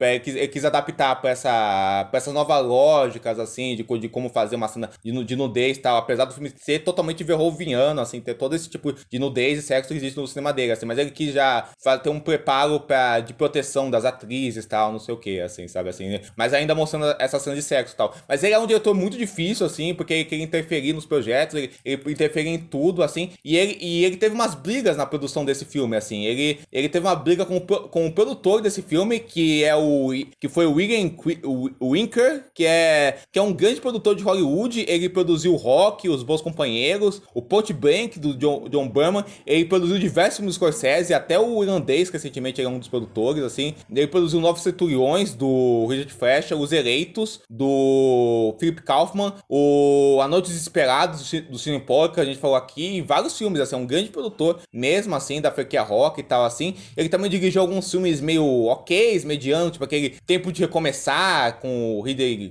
Christensen, o Kevin Kline. Dirigiu aquele The Lovering com o Kevin Kline também, A Volta dos Bravos, A Rede, com a Sandra Bullock, que a gente muito tem que falar aqui, assim. Então ele era um produtor lendário de Hollywood, só que ele e o Stellas tiveram uma treta com o Verhoeven, porque o Verhoeven, ele queria fazer algumas mudanças no roteiro e numa direcionamento de trama do Stellas, assim, aí ele e o Winker eram contras, assim. Tanto é que eles foram embora do projeto uma época, o Winker não voltou. Aí o Verhoeven chamou o Gary Coldman, que é o roteirista do Total Recall, para reescrever o roteiro de acordo com as intenções dele. Só que o Verhoeven acabou mudando de ideia, porque ele acabou repensando, ele viu que os conceitos, as opiniões dos Stellas eram interessantes. Aí ele chamou os Stellas de novo pro projeto. Aí ele deu crédito só de roteirista pros Stellas. Eles começaram a trabalhar juntos, assim, os dois acabaram ficando amigos. E depois, como a Camila falou, eles trabalhariam novamente no Showgirls e tal, e ficaram numa boa, assim. Esse temperamento do Verhoeven acabou sendo consertado, assim. E aí o filme, ele acabou passando no Festival de Cannes, em 92, né? Ele passou no Festival de Cannes, competiu lá. Ele estreou no cinema no mesmo ano. Ele foi um sucesso de bilheteria, foi a quarta maior bilheteria do ano, atrás de Aladdin. O Guarda-Costas, que eu sei que o nosso editor ama, né? Assim, né? Que foi a segunda maior bilheteria do ano, né? Com Kevin Costner. Esqueceram de Mim 2, e aí o Instinto Selvagem. E provavelmente foi um dos filmes mais comentados daquele ano, né? A ação da perna e tudo isso, né? A recepção do filme foi meio dividida, mas com o tempo, como a gente falou, junto com a obra do Verhoeven, ele foi bem avaliado. Ele é um dos poucos filmes que recebeu indicações pro Oscar, de melhor montagem, de melhor trilha sonora, mas ao mesmo tempo ele foi indicado para aquele lixo do Framboesa de Ouro, em pior ator, pior atriz coadjuvante e pior atriz revelação pro Michael Douglas, a Jane Timpone e a Sharon Stone, o que é um absurdo. E a trilha e a Sharon Stone também foram indicadas pro Globo de Ouro. Não sei se na época a Sharon Stone já dava relógios pros votantes, assim, aí já não sei. Assim, né? E pra terminar, os próximos planos do Verhoeven são uma minissérie que adapta a Bel Ami, que é aquele romance que até já gerou um filme ruim com Robert Pattinson, aí a Christina Ricci, que é a musa do Elvis, aí sempre falando dela. Elvis. Desculpa, Elvis, assim. E ele também tá pensando em fazer um filme chamado Young Sinner, que talvez seja o retorno dele pro cinema estadunidense, que é um thriller político, dramático, passado em Washington, e que ele vai voltar a colaborar com o roteirista, o Edward Newmer, que é roteirista do Robocop e do Tropas Estelares, assim, né? E eu quero muito que nesse filme ele chame esses atores que fizeram o cinema com ele na época de Hollywood Hollywood, tipo a Elizabeth Buckley, a Dina Jesse, a Sharon Stone e o Casper Van Dien, que ele trabalhou no Tropas Estelares, e a Denise Richards também. Ia ser sensacional se ele chamasse esse pessoal, assim. Ia achar maravilhoso, assim. E acho que um lugar bom pra lançar esse filme seria na Amazon, que eu acho que é o lugar que o Verhoeven conseguiria trabalhar hoje em dia. A Amazon tá criando essa corpo de filmes ainda. Exatamente, esse corpo de filmes. Eu acho que seria um lugar que ele teria liberdade. Então, fica a dica, Verhoeven, você tá ouvindo a gente, vai na Amazon tentar vender esse filme aí, desse Long Cine, que a gente quer muito ver. Esse filme tem tudo pra ser uma futura obra-prima. Ele também tá planejando um novo longo holandês. Ele tá com 80 anos, cara, mas ele tá com vários projetos aí na ponta, né, cara? Não quer parar não, assim. Ele tá indo nessa mesmo. Boa tarde, eu sou o detetive Caron, ele é o detetive Moran, somos da polícia. Eu sei quem são. Como ele morreu? Assassinado. É óbvio. Como foi assassinado? Um picador de gelo.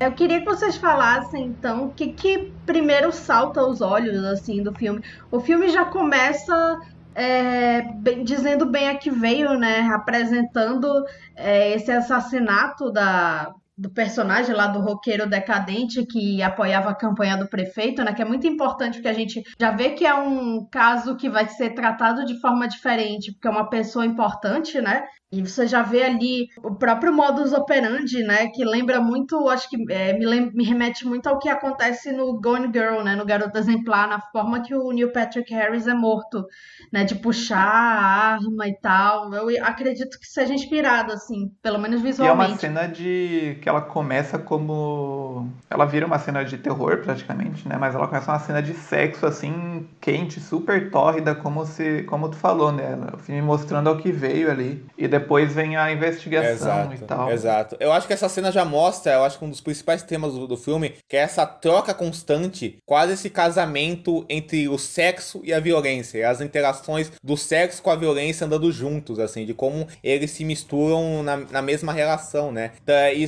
isso vai ser algo frequente nas relações que o Nick e a Catherine vão construir ao redor do filme, né? Essas relações de sexo e violência que se misturam. Mas o que salta aos olhos, ao meu ver, desse filme, assim, além dessa questão de como o Verhoeven e todos os colaboradores que ele tem nesse filme vão construindo essa relação de sexo e violência, é o fato que é um filme muito consciente dele mesmo, assim, sabe, assim.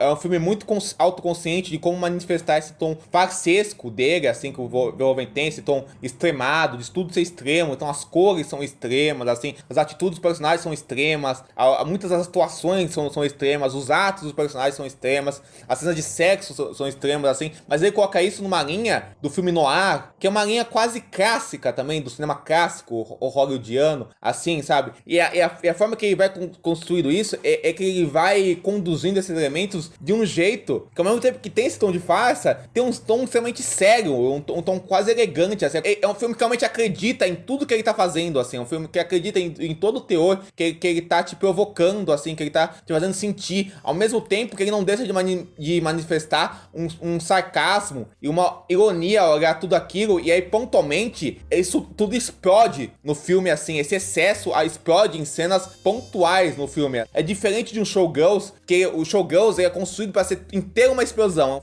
Esse filme ele trabalha esse lance da explosão paulatinamente, assim, até que explode totalmente, assim. Não é que um seja melhor ou pior, porque são construções diferentes de materiais diferentes, assim, e ambos funcionam muito bem, assim. E aí, cara, e não importa, você vendo superficialmente, você pode achar a trama do filme ridículo, os personagens ridículos, assim, mas o que importa é que o filme acredita em tudo isso, sabe, assim? E é por isso, ele usa isso pra dizer coisas, fazer coisas que são tão profundas com essa trama, com esse personagem. Então, acho que a grande qualidade do filme é toda essa, sabe?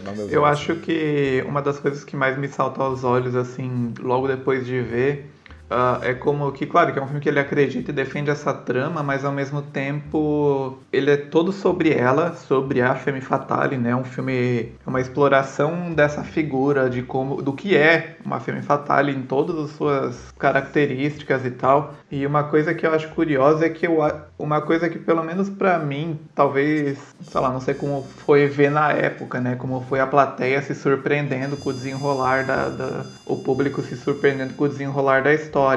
Mas é curioso como a gente meio que sempre sabe que a assassina é ela. Nunca fica em dúvida, né? Nunca é uma coisa que realmente a investigação. Talvez ali mais pro final, quando entram algumas histórias, né, da outra personagem, a gente começa a suspeitar. Falsa, né, assim. Mas é um filme que o interesse dele é mais esse estudo dessa personagem, né?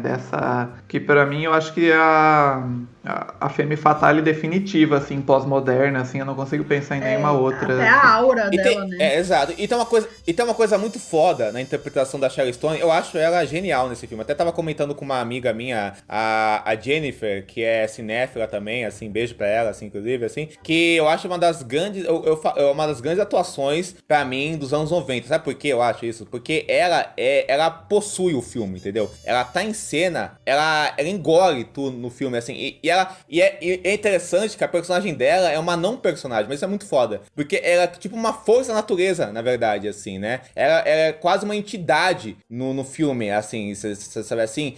E ao mesmo tempo ela é uma entidade carnal, é uma entidade humana, assim, sabe? Ela meio que engole o filme com os olhos, com as expressões, com o movimento, tudo que ela diz, sabe? Assim, é uma compreensão de tom total, assim, sabe? Assim, é o tipo de atuação que se alguém ver pode falar, nossa, essa mulher parece meio posuda, ela parece meio um robô, assim, sabe? Mas isso funciona maravilhosamente pro filme, enquanto Michael Douglas também tá maravilhoso numa lógica totalmente diferente dela, porque ele tá maravilhoso sempre prestes a explodir, sempre expondo esse lado mais animalesco que tem nela, esse lado mais animalesco que tem nela, esse lado mais humano que tem ele, esse lado da humanidade e da masculinidade que a gente desvia o olhar e que é um lado quase que é um lado que a gente não quer ver e que o filme mostra pra gente, assim, esse lado mais animalesco, esse lado mais, assim, repelente quase, assim, sabe? É engraçado pensar nisso no filme do Verhoeven, mas é um filme meio que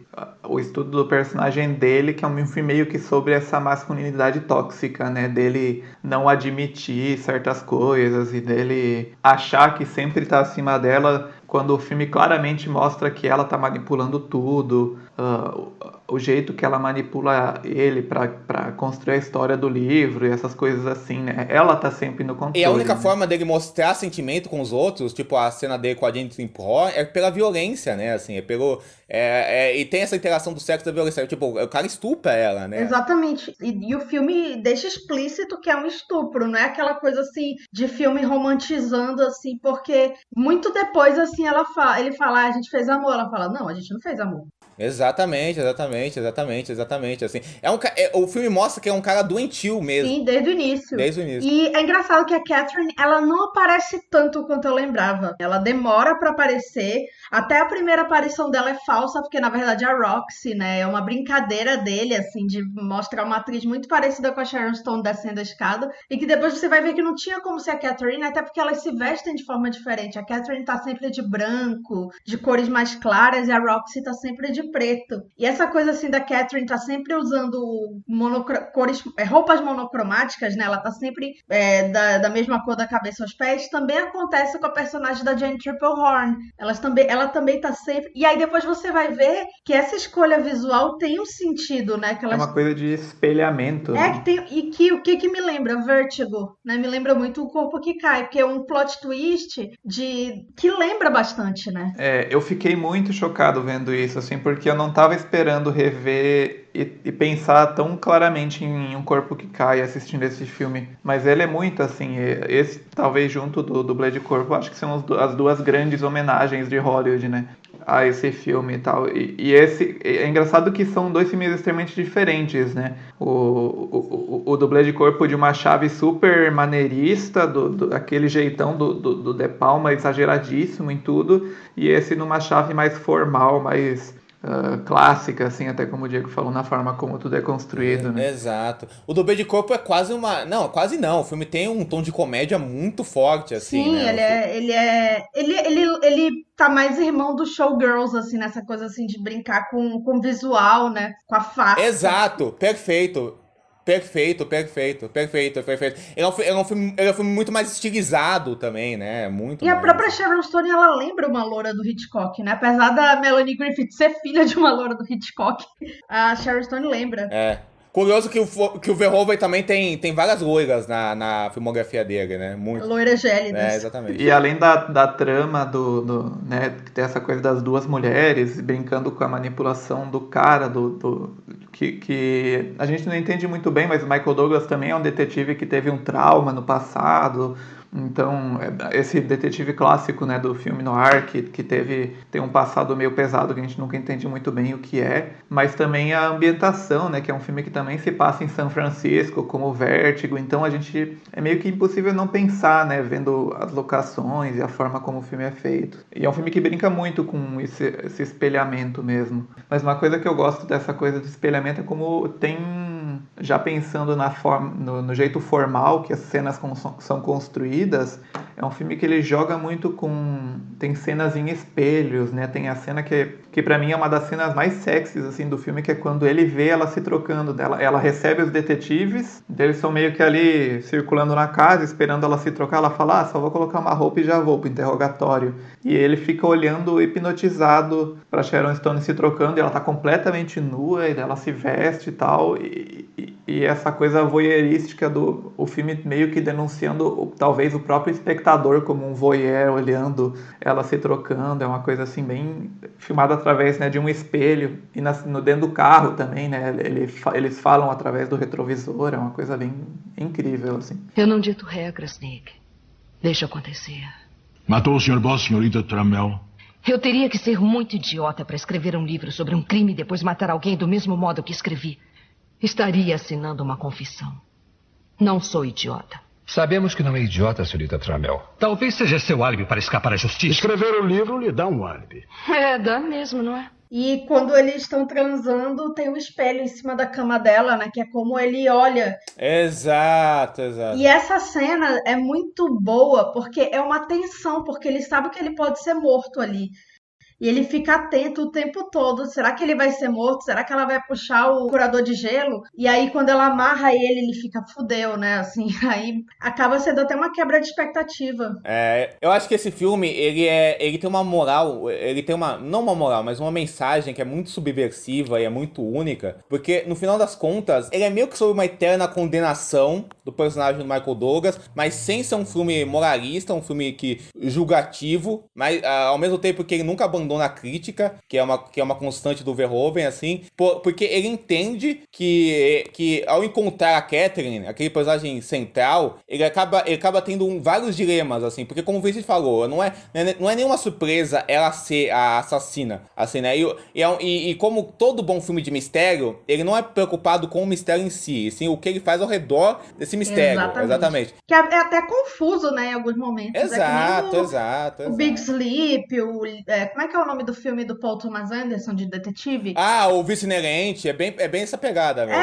São filmes bem confusos, assim, o Vice Inerente tem 800 personagens, assim, mas é muito mais, assim, a construção. E nesse, eu acho que o mais surpreendente é que ela não mata ele. A gente fica esperando ela matá-lo, principalmente no final, né? Ela acaba puxando pra abraçar ele, né, a mão, né, no final. Exato, porque a grande subversão do filme é essa, né? Porque o filme entende que aquele personagem central aceita que tá condenado ao fato que ele pode ser assassinado a qualquer momento, assim, a qualquer momento por aquela mulher que ele tem uma atração fatal, do outro filme do Michael Douglas aqui, do Tuts, assim, aquela mulher que ele tem esse desejo louco, assim, ele tem essa conexão carnal e até de entrosamento, assim, que é total. Então ele aceita essa condenação e ele aceita ter uma relação que acaba virando uma relação de completa dependência, já que ele tá isolado e acaba ficando solitário de todo o resto do mundo. Ele perde todo o resto, assim, né? Ele perde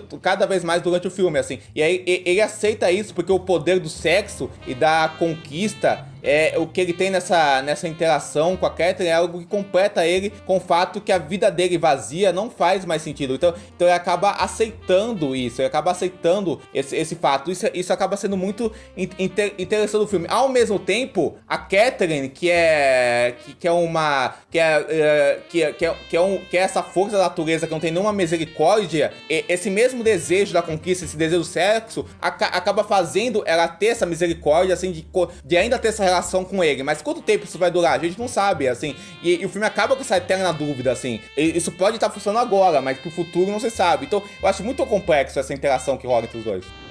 Olha o que aconteceu com ele. E você, ficou com medo ontem à noite? Esse é o ponto, não é? Por isso foi tão bom. Não devia estar jogando esse jogo. Por que não? Eu gosto. Vai além de você. Talvez. Mas é como eu vou pegar a assassina.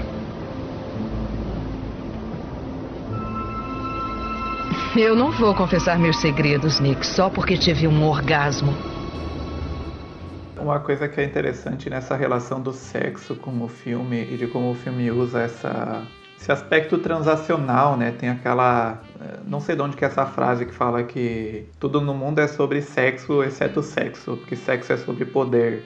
Então, acho que é no House of Cards que eu vi essa frase, mas não é de lá originalmente. Mas é engraçado, é curioso como o filme ele usa essas relações como... para mostrar quem tá dominando quem e de forma sutil, assim, porque por mais que o Michael Douglas ele parece que tá sempre acima dela, né, na cabeça dele, né, parece que ele tá sabendo de tudo e não sei o que, tem a própria forma como a gente vê ele transando pela primeira vez com a Jane Tripplehorn, que é um estupro, que ele domina ela, e logo e na cena em seguida, quando ele vai lá transar com a Sharon Stone, ele começa como vai dominar ela, mas ela, né, vira o jogo e amarra ele na cama e tal, e tem essa coisa... É um filme que é muito consciente dessa relação e dessas cenas de como ela vai jogando com ele.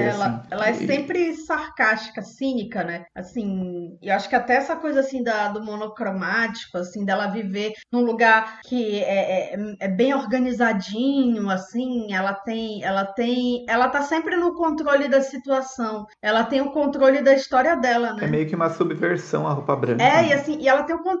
É o contrário do Michael Douglas, que vive numa bagunça total, né? Tudo não era tudo planejado e tal. O Michael Douglas é a bagunça em pessoa, né? Isso é muito interessante. Existe um contraste muito grande de atração e combate, os dois, porque eles têm coisas muito diferentes e coisas iguais, porque eles são duas pessoas autodestrutivas que expõem essa autodestruição de maneira diferente, destruindo tudo ao redor deles, assim.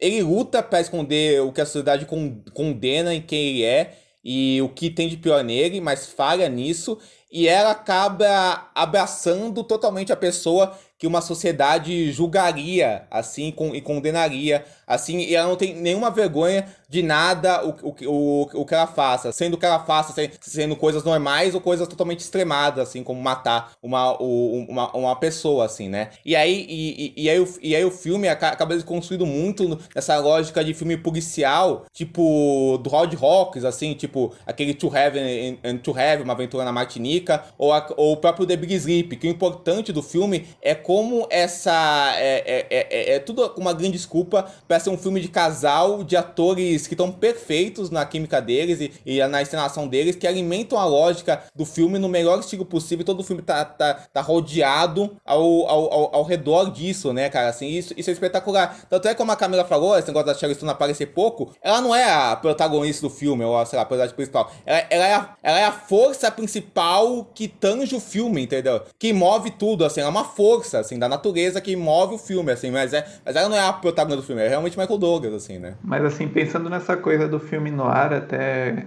você citou aí os filmes do Hawks, é um filme que ele é muito...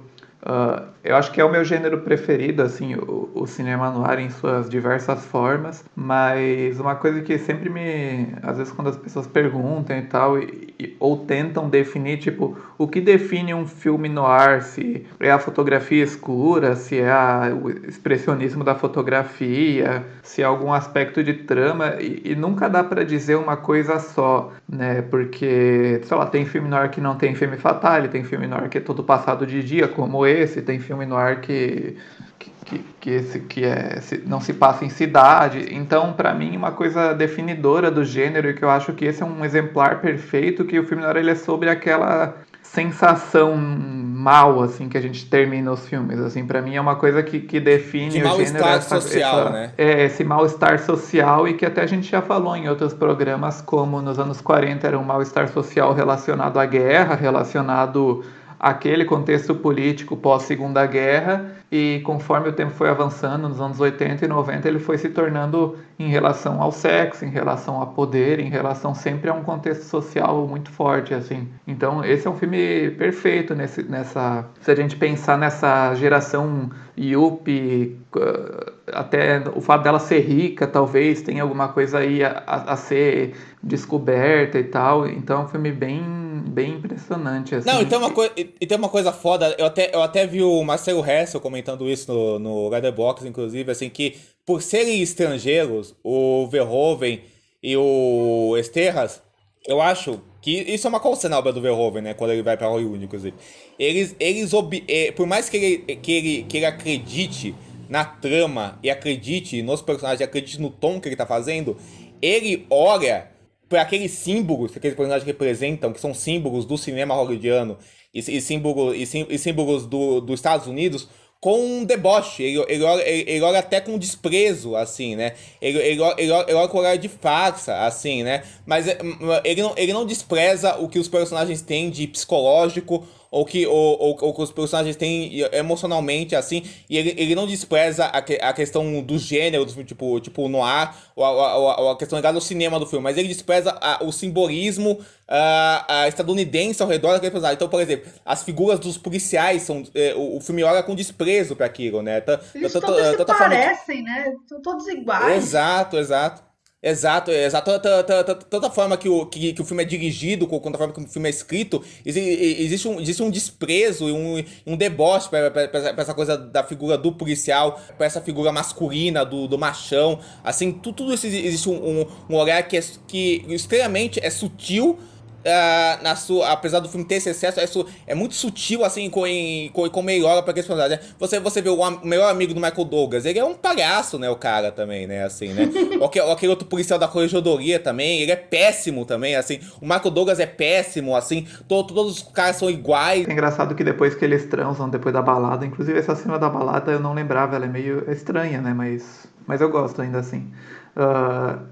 Uma coisa engraçada, né, nessa coisa de zoar a masculinidade do Michael Douglas é que ele acha que, ele fala, né, foi a foda do século. E ela fala, foi um bom começo. Tipo, E ele fala pra Roxy, ele repete mais de uma vez ali, né, assim, ele tá se achando gostosão, né? É muito bom. Eu tava te esperando.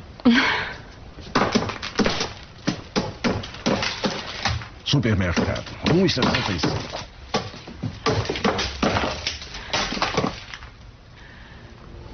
Deixa que eu faço pra você.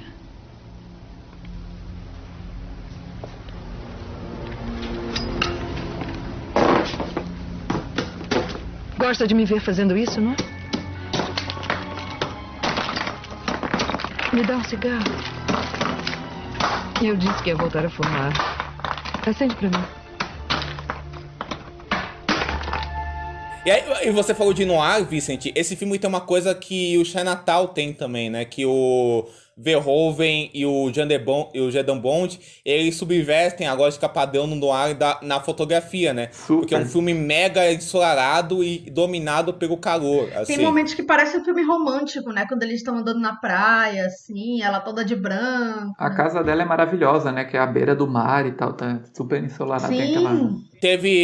Teve alguém no Letterboxd que comparou o filme com o filme do Douglas Sirk, o melodrama Douglas Sirk, em questão visual, sabe? Douglas Sirk, os filmes mais bonitos que vocês vão ver. Tem a ver, eu acho que o melodrama é a versão romântica do noir, eu sempre achei uma coisa meio assim. Como ele usa as cores, assim, os ambientes e tal, assim, né? E o filme tem uma mise-en-scène perfeita, né? Assim, aquela cena do interrogatório é sensacional, a forma que ela é filmada, espetacular, né? Espetacular. É maravilhoso, porque é um monte de homem junto, você vê o olhar de desejo, o olhar de descrédito, e ela sentada zoando com a cara deles. Assim, ela tá rindo. Vocês sabem que eu sou assassina, eu sei que vocês sabem, mas eu vou mostrar a incompetência de vocês aqui. E diversos movimentos de câmera e enquadramentos que acompanham o fluxo da cena, né? Incrível. Assim, depois, assim, ela pegando o detector de mentiras, assim, ela olha provocando, né? Assim. Isso, ela olha pra câmera e a gente vê ela através de uma TVzinha, assim, Exato. que ela tá... É como se ela tivesse... Ela vê tudo, né? Ela é onisciente. É, tipo, ela sabe que eles vão pegá-la. ou ela sabe que eles não vão conseguir prova porque eles são incompetentes, porque eles vão se concentrar em culpar o Michael Douglas, que é aquela coisa clichê mesmo que tem, mas aqui eu acho que é muito... Funciona bem, funciona melhor que no Colecionador de Ossos, que é aquele momento em que o detetive é tirado do caso, ou é demitido, ou enfim, é rebaixado, e aí ele tem que agir por conta própria, né? Porque eu acho que lá no Colecionador de Ossos acaba terminando de uma forma anticlimática ali, né? Aquele cara morre, não morre nem em cena direito, né? Mas esse aí é um crescente, né? E você não torce por ele, é muito estranho, assim. Pelo menos eu não, né? Duas coisas do interrogatório em si que eu ia dizer. Uma é que eu acho que, apesar de eu achar maravilhoso o jeito que é feito e tal, e né, acho que devia ter conversado antes da cena, em vez de falar sem avisar pra ela. Mas uma pena é que essa cena ela ficou tomada por essa mítica de que aparece a vagina da Sharon Stone, porque a cena por si, assim, se não fosse, tipo, corta aquele plano, ela já seria maravilhosa, né? Porque ela é uma cena super bem construída, né? Sim, poderia ter dado um close nela e não faria diferença nenhuma. Porque a gente saberia que eles estão olhando pra ela, porque ela tá com as pernas de fora, mesmo sem estar... E a gente viu ela se vestindo, e a gente viu que ela só colocou aquele de vestido. E a forma que os atores estão posicionados é uma forma, tipo assim, pra demonstrar exatamente essa coisa, tipo assim, são os caras ao redor delas como um bando de animais cercando a presa, assim. E a movimentação da cena subverte isso na questão que é ela que tá dominando eles, assim, é ela que tá dominando a situação. Isso. E uma coisa que eu acho maravilhosa é que depois essa cena é repetida com ele, né? Quando ele tá sendo investigado pela corregedoria, ele tá naquele lugar fumando e ele fala a mesma coisa que ela, né? Tipo, seria estúpido se eu tivesse realmente cometido esse crime, tivesse aqui. E o filme brinca com esse espelhamento de coisas, né? Tanto é... os dois momentos que eles fazem sexo, a gente fica, ela vai puxar o furador de gelo, ela acaba não puxando, e aí no final da última cena tem uma surpresinha que nem é tão surpresinha assim, né? E aí também, os dois momentos em que ela recebe notícia de que as pessoas com quem ela tinha relacionamento, morreram. O primeiro, que é aquele roqueiro lá que ela mata, ela não tá nem aí, mas assim, a gente vê ela recebendo a notícia da mesma forma. Ela tá sentada numa cadeira, né? Aquela coisa meio psicose, né? Meio revelação da Norma Bates, né? Assim, aparece de costas. E que também lembra um pouco Vertigo, né? Que ela tem o cabelo louro e tal, né? E depois, quando ela tá com a reação em relação à morte da Roxy, que aí é de novo a cadeira, de novo Michael Douglas, mas aí já é uma reação completamente diferente, porque ela tinha uma ligação emocional com a Roxy, né? E aí... E eu acho que a Roxy talvez tenha sido a morte que não estava nos planos dela, né? Porque foi um acidente. Sim, foi efeito colateral, né? É uma reação dela, mas talvez o único momento dela demonstrar alguma fragilidade, assim, porque é uma coisa que ela não queria que acontecesse, né? Que a própria Roxy foi atrás dele e tal. E ela colocava a Roxy como parte do jogo, né? Ela falava assim, a Roxy não se juntava a mim, nem ao... Eu esqueci o nome do cara, é Boss, né? Uhum. Ao roqueiro, eu falo roqueiro, porque, ele se sentia intimidado, mas aí, quando ela tá transando com o Michael Douglas, a Boss tá lá, né? Ela tá ali, depois ela vai abordar o Michael Douglas no banheiro, então tá sempre esse joguinho, né, delas. Aí tem aquela cena da boate, né, em que ela vai para um lado, vai para o outro, e também é muito... Eu não sinto... Assim, apesar de ser o olhar de um homem, mas assim, eu não sinto que é aquele olhar fetichista em relação à bissexualidade de uma mulher que a gente vê tanto no cinema, né? Assim, é muito assim, é um relacionamento. Eu cheguei em casa quando fomos à praia. Ela me olhou tão estranho. Ela saiu atrás de você.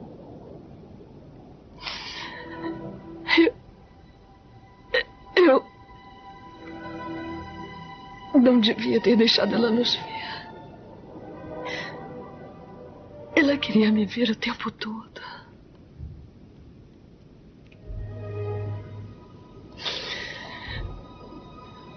Ela tentou te matar, não foi? Gostava que ela olhasse. Acha que eu mandei ela matá-lo? Não. Mas essa questão LGBT, que é a mais que o filme tem, é interessante isso, porque na época do filme, antes do filme sair, os ativistas LGBT, eles estavam com muitos receios com esse filme, assim, né? Assim, eles estavam com muitos receios, tal, assim, teve coisa na gravação dos filmes, gente indo lá, tal, não sei o quê. Quando ele saiu, teve gente que falou bem da representação LGBT no filme, assim, tipo, que elogiou, tal, assim, logicamente teve discordâncias, tal, não sei o quê, esse papo apesar de bissexual é a vilã, né? É uma personagem que essa coisa do bissexual sempre tem uma volúpia do sexo, tal, assim, tudo isso. Mas eu acho que isso que você falou do Verhoeven, Camila, assim, eu vou falar dentro da minha opinião e dentro da minha visão de homem hétero que, pô, não tem lugar de fala pra falar isso, mas eu acho que o cinema dele trabalha com a exploração do corpo, o cinema dele trabalha com a observação dos corpos em geral e muito do corpo feminino. Ele é um homem hétero filmando, com certeza, mas eu acho que ele trata o corpo e ele trata o sexo com muita dignidade, justamente porque ele não tem nenhum pudor no que aquilo é, assim. Então ele não tem medo de explorar o que aquilo tem, que a gente muitas vezes não tem coragem de olhar e enfrentar, assim, nas relações, assim, até tem muitos filmes dele que tratam, inclusive, da escatologia, mesmo assim, pra justamente mostrar isso, assim, nesse sentido, acho que ele é meio Cronenberg, assim, de realmente botar um olhar onde ninguém tem coragem de botar, assim, sabe, assim, não desviar o olhar, acho que é grande parada, mas ele trata as relações e o sexo como algo muito natural, assim, sabe, não é um filme, me perdoe o termo, assim, que é uma punheta, o filme, jamais, assim, sabe, assim, você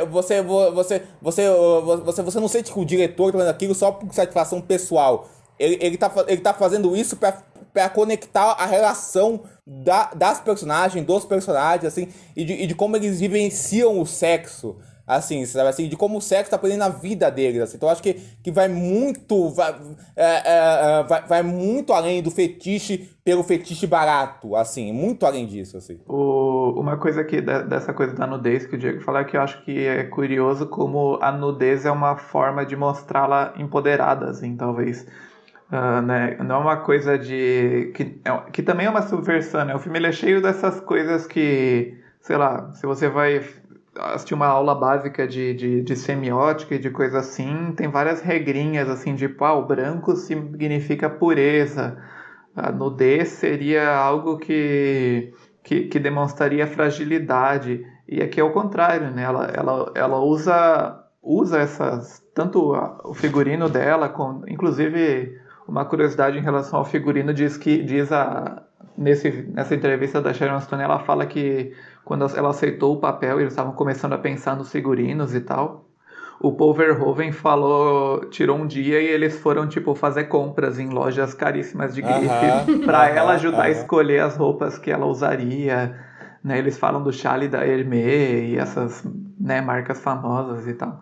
Mas é um filme que ele usa essas coisas que significariam algo de acordo com a teoria clássica, mas ele subverte, né? Então, tipo, ela usa a nudez como um poder dela própria, uma forma de controlar os outros, ela usa o branco como uma forma de criar uma personagem para o mundo, então é muito bom. Não, com certeza, cara, assim, eu acho assim, cara, eu fico pensando nessas paradas, assim, e me vem na cabeça, eu acho assim, se o Verhoeven tivesse nascido no Brasil, ele seria um exímio diretor desses filmes, tipo, de boca do lixo, sabe, assim, de cinema erótico brasileiro, tipo, sei lá, tipo, Jangarrete, Walter Gugucuri, o Karl Rauschenbach, assim, e eu acho, já que a gente tá falando que o filme é Hitchcockiano, se o Hitchcock tivesse vivo nos anos 90, ele faria um filme desse jeitinho, eu acho, assim, sabe, assim, cara, assim, eu acho que ele usaria mais sexo se ele tivesse nos anos 90, usaria mais violência, eu não sei se você já viu esses filmes dos anos 70, sim, do Hitchcock, tipo, Frenesi,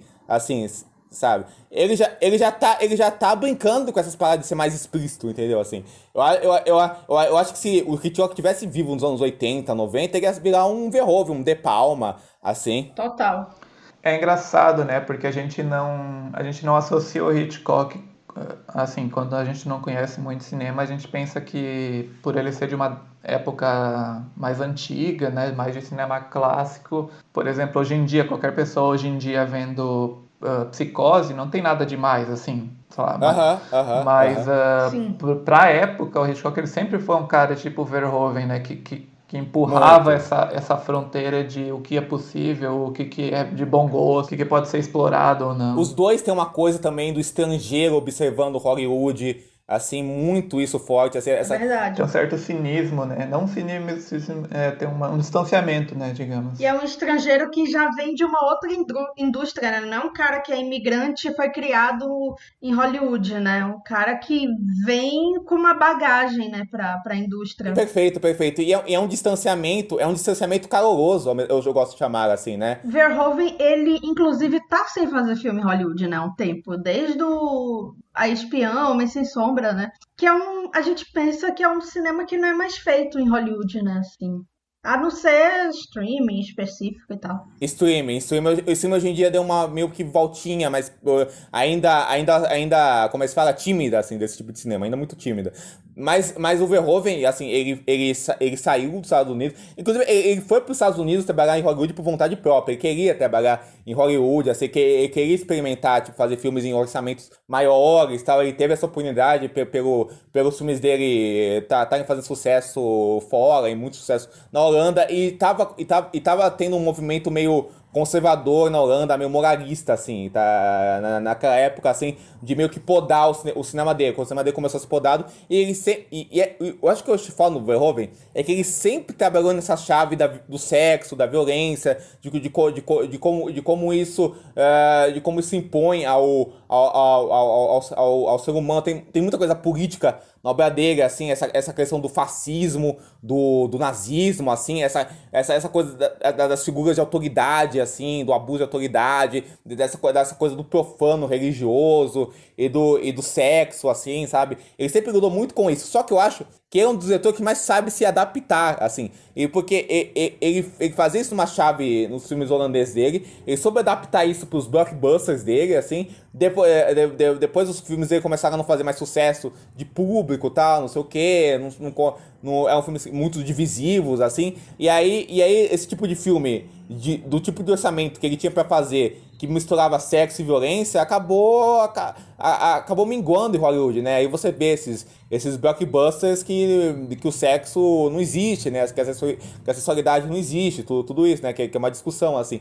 E aí ele voltou pra Holanda, assim, e começou a fazer ele começou a fazer esses projetos que é um cinema mais de festival, assim, que consegue financiamento na Holanda e na França, assim, muitos, assim, né? Ele bota uma atriz europeia de renome, uma Rupert, né? E aí ele ainda chegou ao Oscar, né, com a Rupert, né?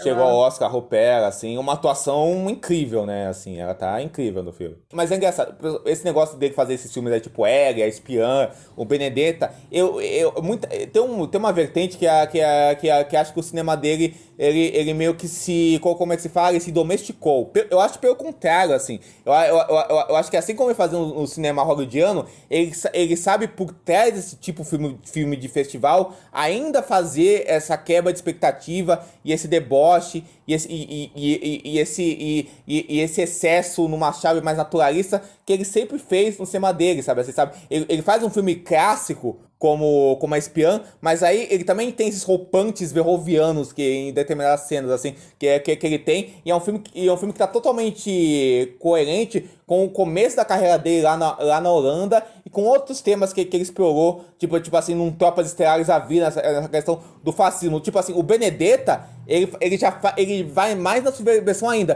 que ele subverte o que você espera de um filme do Paul Verhoeven. Porque ele faz um filme romântico, assim, quase um filme doce, assim, sabe? Assim, ele faz um conto de fadas que ainda tem essa questão do excesso, do choque, da escatologia, assim, do carnal, mas ele faz um filme que é um filme que acaba como uma coisa positiva, sabe? Então, eu acho que ele tá sempre indo pra caminhos que você não espera dele. Isso é uma coisa que eu admiro num cineasta muito, assim, sabe? Você vê que esses cineastas mais velhos são os que estão ousando mais, né? Com certeza, com certeza. Bom, então vamos para as nossas notas. Quantos saxofones vocês dão pro filme? Vincent, aí depois Diego. Bom, esse é um filme que, como eu falei, eu tinha visto pela primeira vez há alguns 5 anos atrás. Eu tinha dado, tipo, 4 estrelas na época, né? Porque a gente não tinha podcast. Mas hoje, revendo, eu dou 5 saxofones. Eu acho um grande filme, talvez Não vou dizer o meu preferido, porque é outro que a gente vai falar depois, mas assim, um dos meus filmes preferidos do Verhoeven, e acho que é o thriller erótico oitentista, noventista definitivo. Pra mim é tudo aquele filme modelo do que define um gênero, assim, eu acho sensacional. Então, cara, quem ouvir alguns episódios desse podcast vai me achar muito generoso com as notas, com as coisas, né, assim, porque eu vou dar 5 pro Instinto Selvagem, assim, o Basic Instinct, assim, e é curioso porque é um filme do Verhoeven que eu nem coloco no meu top 5 dos filmes do Verhoeven, assim, porque eu acho realmente que ele tem muitas obras-primas, assim, tem filmes dele que eu amo demais, assim, sabe, como demais, assim, e tem filmes dele que eu consigo amar mais do que o Instinto Selvagem, mas eu acho que o Instinto Selvagem ainda assim é um filme genial, assim, eu acho que é um símbolo de uma época e acho que é um resumo excelente das habilidades dele, assim, e acho que é um dos filmes mais, entre aspas, assim, acessíveis do Verhoeven. É um bom começo pra você começar a ver os filmes dele, assim, sabe, assim, acho que o de Selvagem é muito bom e é um encontro de estrelas, né, ele, Michael Douglas, Sharon Stone, o Jan de Bond, todos os envolvidos do filme, assim, no seu melhor, assim, então, 5 pra ele, 5 pra Paul Verhoeven, assim, e quando ele aparecer mais vezes vai levar mais 5, aí. Já dou esse spoiler aí. Então, eu ia dar 4 estrelas, que era inclusive a minha nota no IMDb, não, no Letterboxd, mas eu acho assim, a discussão, não que eu não gostasse do filme, 4 estrelas, 4 saxofones é maravilhoso, sim, mas com certeza. Não tinha a paixão suficiente para dar 5 saxofones, só que discutindo ele, pensando melhor ele, eu vou colocar esse filme no Clube dos 5, sim, porque ele merece, Camila. que é o maior filme de Supercine que nunca passou no Supercine. Exato, né? Tem um sentimento atrelado a ele. É assim, e maravilhoso. Já temos então 3 filmes no Clube dos 5 do Supercine, acredito, né? Que é o Gigolô Americano, Um Dia de Cão e agora Instinto Selvagem. A gente só não botou o Louco Obsessão porque o Vincent Culpa deu do 4,5. Vince, culpa do Vince. Assim. Mas nossa, só diretores fodas, né? Até no Clube dos 5, né? Final maravilhoso. do ano a gente vai lançar um box da Versátil com os filmes. Clube dos 5 do sábado. Manda publi. Quem sabe? Manda publi. Ai.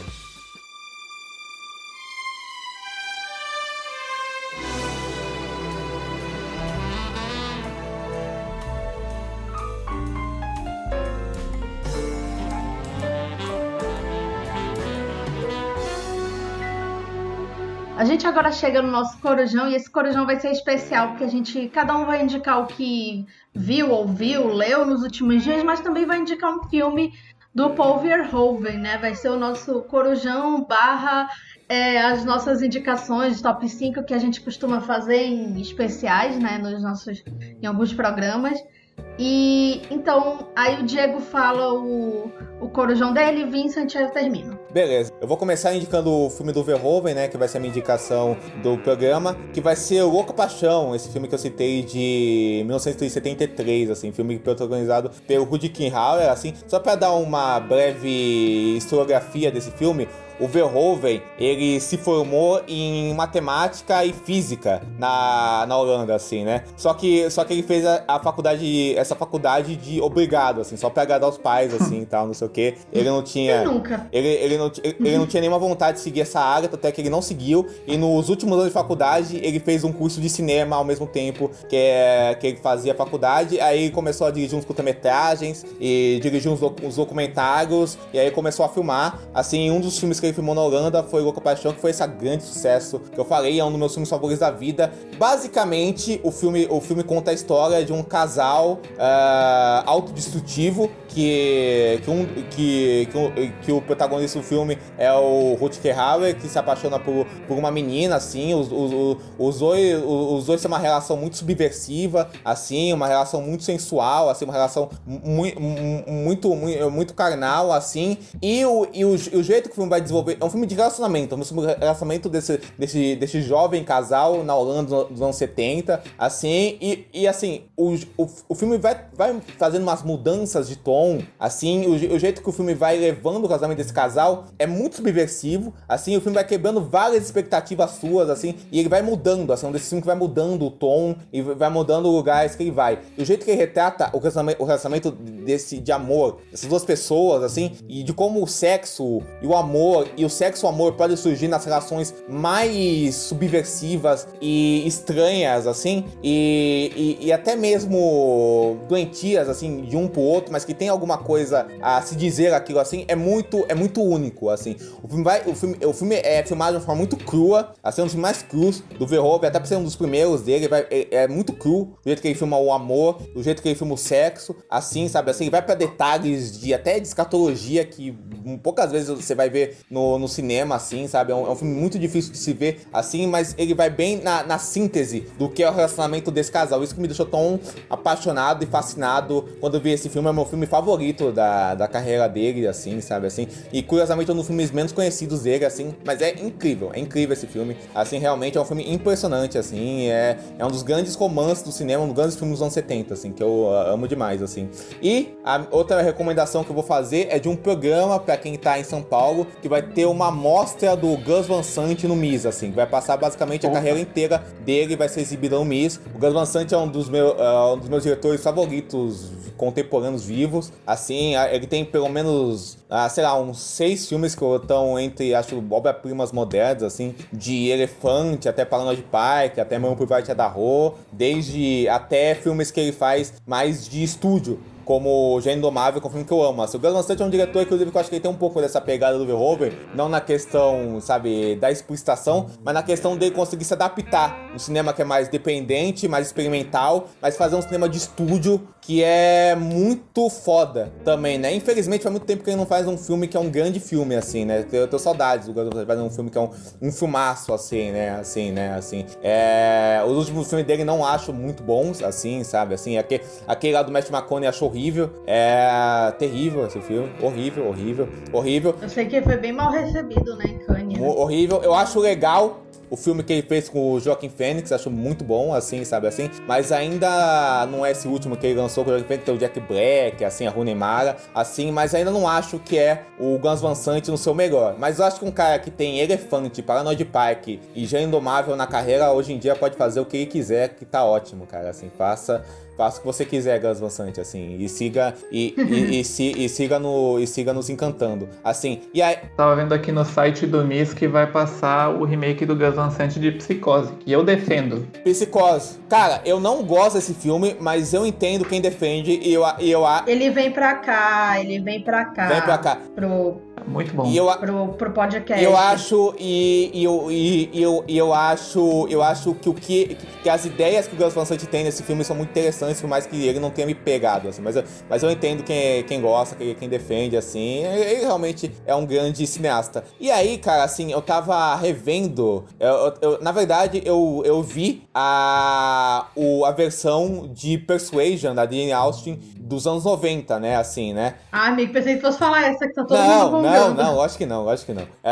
Eu não vi ainda, assim, não tô nada empolgado pra ver, mas verei ela, assim, porque eu tô com vontade de ver adaptações da Jane Austen recentemente, assim, depois que eu vi essa versão do Persuasion, assim, motivado por isso. E aí, é uma versão do Persuasion dirigida pelo Roger Mitchell, que é o diretor do Notting Hill lá, e que tem alguns filmes legais na carreira, é um filme legal, mas eu não vou indicar ele, eu vou indicar uma das melhores adaptações de Jane Austen que existe, que é o Orgulho e Preconceito do Joe Wright, assim, que é uma obra-prima. Uma obra... Maravilhoso, lindo, perfeito, sem defeito. É uma obra-prima do cinema dos anos 2000 que consegue visualmente colocar dentro do universo da Jane Austen, aquele negócio da câmera andando nos bailes, o visual do filme que é lindo, assim, eu acho que é um filme que deu um up pra esse filme de época britânico que, assim, pode tanto ser maravilhoso quanto ser uma coisa mega acadêmica padrão, assim. Eu acho que o John Wright dá um up pra isso, assim, de um jeito excelente, assim. Tem grandes interpretações, assim, da Keira Knightley, do Matt McFadden, que hoje em dia briga no Succession.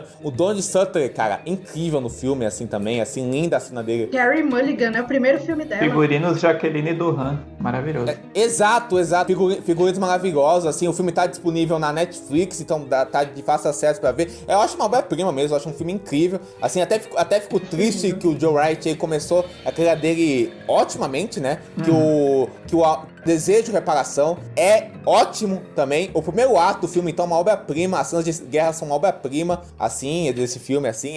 Eu acho esse filme ótimo. Assim, depois ele fez o Ana Karenina, que é muito legal, assim, tal, assim, não sei o quê. Mas é um diretor que fez umas porcarias, tipo Solista, fez aquele filme do Churchill, que é um lixo. Ano assim, passado ele fez um filme que tinha um super potencial de supercine aí, que foi desperdiçado, que é o Mulher na Janela, né? Não vi, né? Mas todo mundo fala mal, assim, né? Aí ele fez o Siriano, que eu não vi ainda, mas quero ver, assim, né? Não vi ainda, assim, Cyrano. do computer de Horrível. Cyrano. Cyrano, eu esqueci de ver.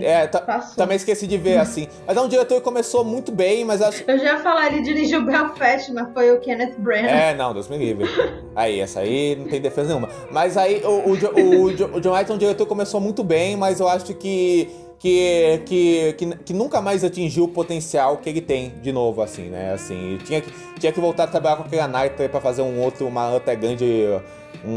outro grande filme do cinema britânico, assim, né? Mas é isso, minhas indicações são essas, gente. Bom, meu filme que eu vou indicar do Paul Verhoeven, que é o meu Paul Verhoeven favorito, que, como eu falei, foi um dos primeiros filmes que eu vi dele, que vendo várias vezes de criança, adolescente, adulto, cada vez mais eu amo, assim, eu acho um grande filme sobre violência, talvez, do cinema americano, assim, moderno, que é o Robocop.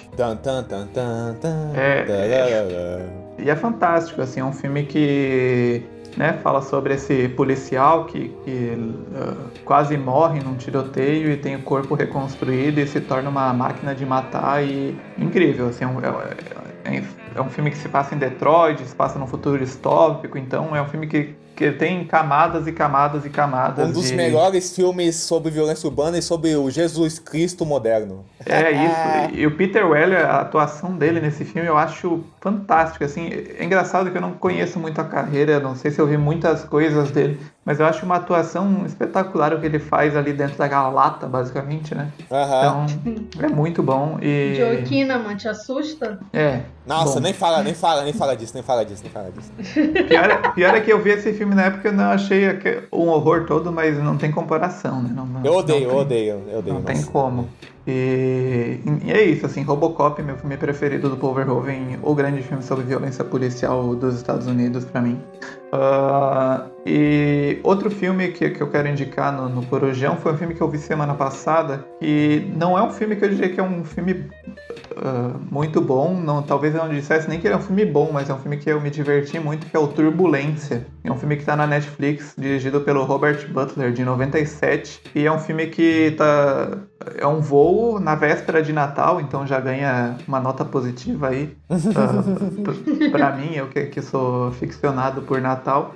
Mas nesse voo tá o Ray Liotta, que é um cara que ele é acusado de ser um serial killer, e acontece muitas confusões nesse voo, policiais morrem, o avião perde o controle, e é um filme aí de suspense que ele se sustenta nesse local aí fechado e tal, e é um filme muito divertido, assim, apesar de não ser um grande filme, de não ter nada espetacular, assim, de um cinema artesão, assim, mas é um filme que me divertiu bastante, e tem o Brendan Gleeson, um grande papel, o Hector Elizondo, é um elenco bem impressionante, assim, pra época, é um filme bem legal, bem divertido, tá na Netflix, então a gente viu meio por acaso e é muito bom. Só esses dois hoje. Eu vi recentemente o Telefone Preto, assim, que vai ser uma indicação extra que eu vou dar, que talvez seja, além do Verhoeven, a principal indicação que eu dou aqui, que tá nos cinemas aí, o pessoal tá de fácil acesso aí, o pessoal vê também. E, cara, é um filme que eu fiquei muito surpreso.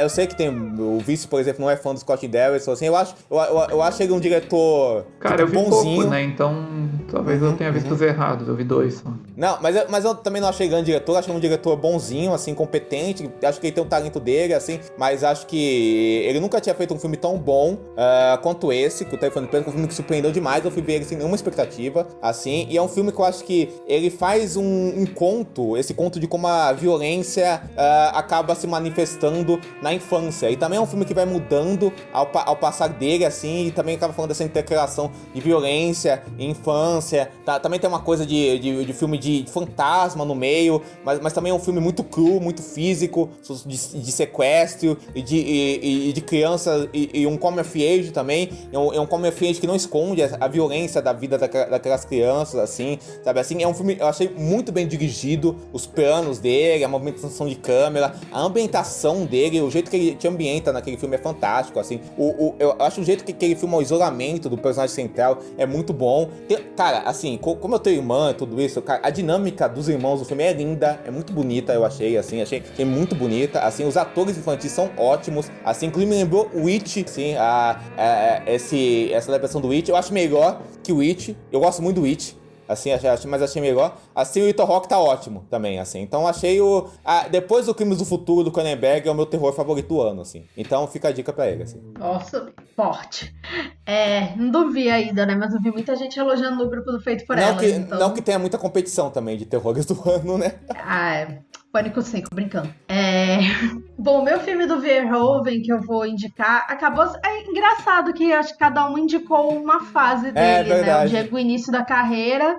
O Vincent, a fase que o catapulta, né, pra esse ápice, né, dele como grande diretor dos anos 90, um dos grandes, né, Robocop é do fim dos anos 80. Isso. E eu vou falar de um filme já da fase europeia dele, né, desse retorno dele, que é o primeiro filme dele na Europa nos anos 2000. Que é o A Espiã, filme de 2006, que é um filme mais, assim, pra quem tava acostumado com o Verhoeven dos anos 80 e 90, né, é um filme bem diferente, porque é um filme de época sobre uma mulher, ela é uma cantora que acaba se apaixonando por um cara que, na verdade, ela tava incumbida, né, de espionar, né, isso naquele contexto... Obra-prima esse filme. Nazismo, perseguição de judeus, né, o nazismo se passa começa, né, com ela, na verdade, tem ela rememorando, né, o que aconteceu e tal, e a atriz principal é a Caris Van Houten, né, que acho que ela é mais conhecida talvez por Game of Thrones. Sim, a Melisandre. Atualmente, Melisandre, né? Sim. Ah, tá, é que eu não assisti Game of Thrones, gente, eu vi dois Ela episódios é assim, então... A Melisandre. Mas eu sei que ela é muito conhecida, ela fez a Operação Valkyria, né, sim. Mas até então, no Espião, acho que Espião foi o primeiro filme dela, assim, um dos primeiros, assim, com uma grande repercussão internacional, porque eu lembro desse filme ser lançado. Era uma época, assim, de início de cinefilia, eu lembro de ver crítica e tal, e como é um filme de época, acho que tinha essa coisa, assim, de, vai concorrer como filme internacional, filme estrangeiro e tal, né, mas eu lembro que eu achava até que era Gretchen Mol no papel, porque a Gretchen Mol tava naquele filme da Betty Page, né, e aí eu achava que a Gretchen Mol tava nesse, que a Betty Page era outra, enfim, coisas da minha cabeça. Essas atrizes que a gente confunde. Sim. Mas, enfim, é um filme bem bonito, ele é bem elegante, com essa elegância do Verhoeven, com essa provocação dele mais política. E é um filme de época sobre a Segunda Guerra, porém, assim, ele é um olhar diferente sobre a Segunda Guerra, né? Aquele olhar que a gente tá tão acostumado de ver, principalmente no cinema americano, né? De querer criar heróis, né? Assim, Total. Eu acho genial esse filme. Pra mim, é um dos melhores filmes sobre Segunda Guerra que tem, assim, cara. Um dos mais... É belíssimo visualmente. É lindo. Tem uma mise-en-scène fantástica, assim, visualmente é lindo, assim. E tem... Eu também vi ele nesse... tipo, na época que, vai sair filme novo do Verhoeven, ele voltando pra Holanda e tal, assim. Eu também vi ele nessa época, assim, no começo de cinefilia, adolescente e tal, assim. E fiquei encantado com o filme, acho ele muito forte, assim. E ela é holandesa, né, a Caris Van Houten. A holandesa, fantástica a interpretação dela. E dessa fase recente dele é o meu favorito, assim. Talvez, assim, eu ainda não vi o Benedetta, né, não posso opinar sobre o Benedetta, foda. Mas, assim, de 2000 pra cá é o filme dele que eu mais gosto. E acho que outra coisa que eu vou indicar é uma coisa que ainda está em andamento, mas já tá genial, já tá maravilhosa, já está brilhante, que é Only Murders in the Building. Muito bom. Uma série incrível. Não sei se vocês estão vendo a segunda temporada. Comecei, mas tô atrasado. Sabia que a Camila ia indicar porque ela é fã da Selena Gomez? Não, da participação especial da temporada. Damon Schumber. da Amy Schumer, né? Não, eu sou fã da outra participação que é a Shirley MacLaine, que, enfim, vai lá pra limpar a dignidade da série depois que a Amy Schumer e a Cara Delevingne... Pior que a Amy Schumer, eu não acho que ela tá ruim não, mas é porque ela está do lado de Martin Short. Martin fucking Que Short. nas palavras de Pedro Estraza, está possuído nessa segunda temporada. Cara, realmente. Assim, está sedento por um M, como diria a nossa amiga Rosana, alguém entrega um M na casa desse senhor, Hamlet por favor. com Vanilla Ice. Porque, nossa, isso aí foi, meu Deus do céu, Macbeth. Ah, é, Macbeth.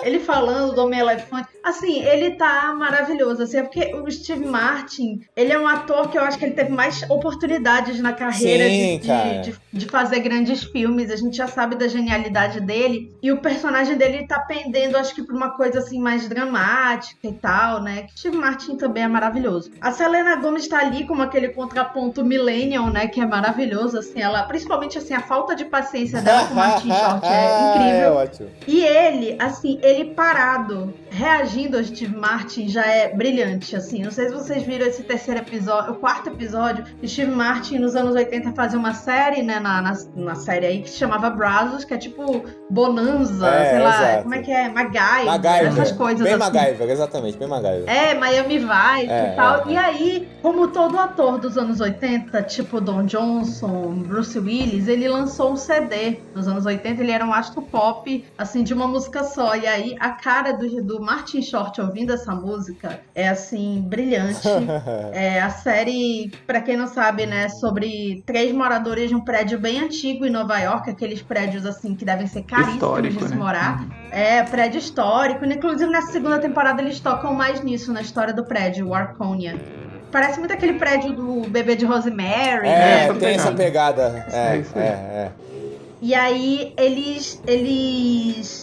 esses 3 personagens, assim, que não tem nenhuma relação no início, eles são vizinhos, mas não são amigos nem nada, se encontram no elevador, como todo vizinho e tal, só que acontece um assassinato no prédio, e aí os 3 são aficionados por um podcast de crimes, e eles acabam resolvendo investigar o crime que tá acontecendo ali e usando um podcast. Eles criam um podcast, Only Murders in the Building, então toca por tudo. Toca nessa coisa assim do podcast de True Crime, toca no sucesso instantâneo, nessa fascinação com o True Crime e nessa coisa assim do fandom, né? Assim, eles têm fãs, assim, é muito engraçado. E essa segunda temporada acontece um novo assassinato. E esse último episódio que é dessa semana que a gente tá gravando, eu não sei se tu já viu, Camila, mas eu achei... Sim, que é o da filha do Steve Martin. Eu acho engraçado porque a série tem essa coisa de choque geracional, né? Porque eles são bem velhos. Sim. E daí tem a Selena Gomez, que é millennial, né? Ela tem 30 anos, sei lá,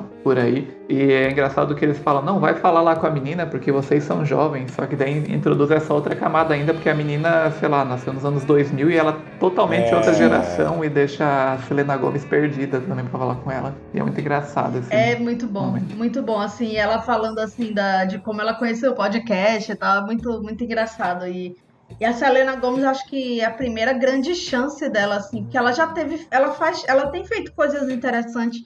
Ela fez filme do Jim Jarmusch, né? Ela fez aquele filme pavoroso do Woody Allen. Mas, assim, já mostra uma direção na carreira dela que ela quer ser levada a sério como atriz. A Selena né? Gomez, ela tem essa pega de ser atriz mesmo, né? Ela falou que ela se considera mais atriz do que cantora até, né? Que é uma coisa que ela almeja mais. Assim, até. ela começou fazendo Barney, né? Fazendo coisa da Disney e tal. Isso. Barney não é da Disney, mas enfim. Ela fez Spring Breakers, e né? Demi Lovato juntas. Juntos. Ela fez... Demi Lovato é não binário. Isso. Spring Breakers ela fez, né? Spring Breakers, sabe, com a que Corine. virou um sucesso cult, né? Cult, com certeza. Acho que dessa turminha da Disney, ela acabou sendo a que ganhou um destaque maior de ser mais levada a sério. Com certeza. Tal, e ela né? me parece mais ambiciosa, né? Em pegar papéis e tal, não sei o que, assim. E acho que ela tem essa coisa meio J-Lo em várias frentes. Ela continua fazendo os CDs dela. ela tem marca de maquiagem, assim, muito bem sucedida. Ela tem várias questões porque ela teve um problema no rim muito forte, né? Porque ela tem lúpus e aí ela teve que passar por um transplante. Então, ela fala muito sobre a saúde mental dela por conta disso e tal. Então, ela virou meio assim que... Ela é essa coisa assim, esse exemplo, assim, e ela é uma das celebridades mais seguidas no Instagram, né? Então, ela é esse meio que exemplo dessa celebridade anos 2010, né? De faz tudo, né? E ela faz muito bem tudo. E é curioso porque como ela tem uma persona midiática muito forte, assim, e ela tá contracenando com o Martin Short, o Steve Martin, né? Que são de outra geração, outra pegada, podia ter um ruído, né? No truque que eles fazem. Não é um truque que você imagina, nossa, Steve Martin Short e Selena Gomez. Você não pensa nisso, assim, tipo, pra fazer um pitching, assim. Mas quando juntou os dois, é uma química perfeita, né? Os três combinam perfeitamente. Bom, gente, estamos chegando ao encerramento de mais um Sábado Sem Legenda. A gente queria aproveitar para agradecer a nossa voz da abertura, o Felipe Hoffman, dono deste vozeirão, que poderia ser locutor de propaganda na Globo, né? Porque maravilhoso. Nosso amigo Fernando, que sempre ajuda a gente a achar os filmes e achar os filmes que vão para edição também. Sigam a gente nas nossas redes sociais pessoais, que vão aparecer aqui na descrição, e nas redes sociais do podcast, a gente está sempre postando alguma coisa lá, seja notícias, né? Tem a série do Gigolo americano que tá para estrear, então assim, com certeza vai ter conteúdo sobre isso. Eu comecei a produzir pro TikTok, porque... Olha... Tô cada vez mais jovem, né? Então era o próximo passo. Então, sei lá, quando sair esse podcast já vai ter umas semanas aí de umas coisinhas que tá produzindo. Eu ainda tô me batendo pra fazer tudo em menos de 3 minutos, mas tem algumas coisas lá, então a Camila vai colocar os links aí quando sair, quando for ao ar. Boa, Vices. Manda o link aí, amigo. Eu só vejo o TikTok, então eu vou te seguir, mas assim... Há anos que eu só vejo, daí eu já comecei a postar essa semana, Em breve o TikTok do Sábado Sem Legendas. A gente tá no Twitter com Sabe Sem Legenda e no Instagram com Sábado Sem Legenda. Pra quem escuta o podcast no Spotify, avalie lá, das 5 estrelas, e para todas as plataformas que a gente tá, compartilhe com aquela pessoa que você sabe que ama um filme estilo Supercine. A gente também tá no canal do Diego no YouTube, o canal dele também tem várias coisas. O Vincent também tá sempre postando no Instagram e agora no TikTok. E eu tô lá falando das minhas besteiras, geralmente sobre novela no Twitter.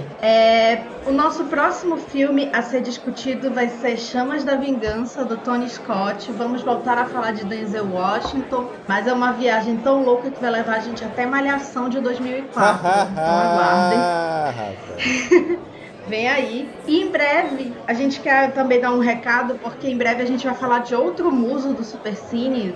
Acho que é o que está herdando a coroa do Michael Douglas, que é o Ben Affleck. Só que quem vai ajudar a escolher o filme é você, então a gente vai fazer uma enquete nas nossas redes sociais. Você decide, outra programação da Globo, dá publi pra nós, Globo. E vocês vão escolher qual filme do Ben Affleck, e a gente vai falar em agosto, que é quando tem o aniversário do Ben Affleck. Olha aí, então entre um bolo, entre um carinho da J.Lo, entre um filme duvidoso e outro, ele vai estar aqui no nosso podcast. E os filmes que vão participar dessa enquete são Garota Exemplar, do David Fincher, Atração Perigosa, que também é dirigido por ele, Gigli, aquele clássico do Framboesa de Ouro, né, que implodiu o namoro dele com a Jennifer Lopez, né, juntou e depois implodiu, mas agora eles estão juntos de novo, e Águas Profundas, que é o filme Supercine mais recente dele, dirigido pelo nosso divo Adrian Lyne. Então vocês escolhem, vai ter a enquete no Instagram e votem no seu preferido, cada um aqui tem um, então vem aí. E é isso, gente. Semana que vem a gente tá de volta. Vamos falar de Chamas da Vingança, vamos falar de Tony Scott. E é isso. Tchau! Tchau, gente. Valeu.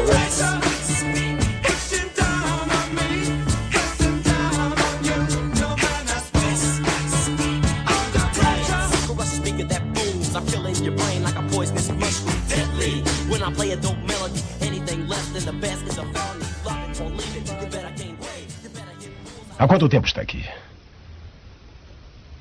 Você gosta de olhar, não gosta? Ela gosta que eu olhe.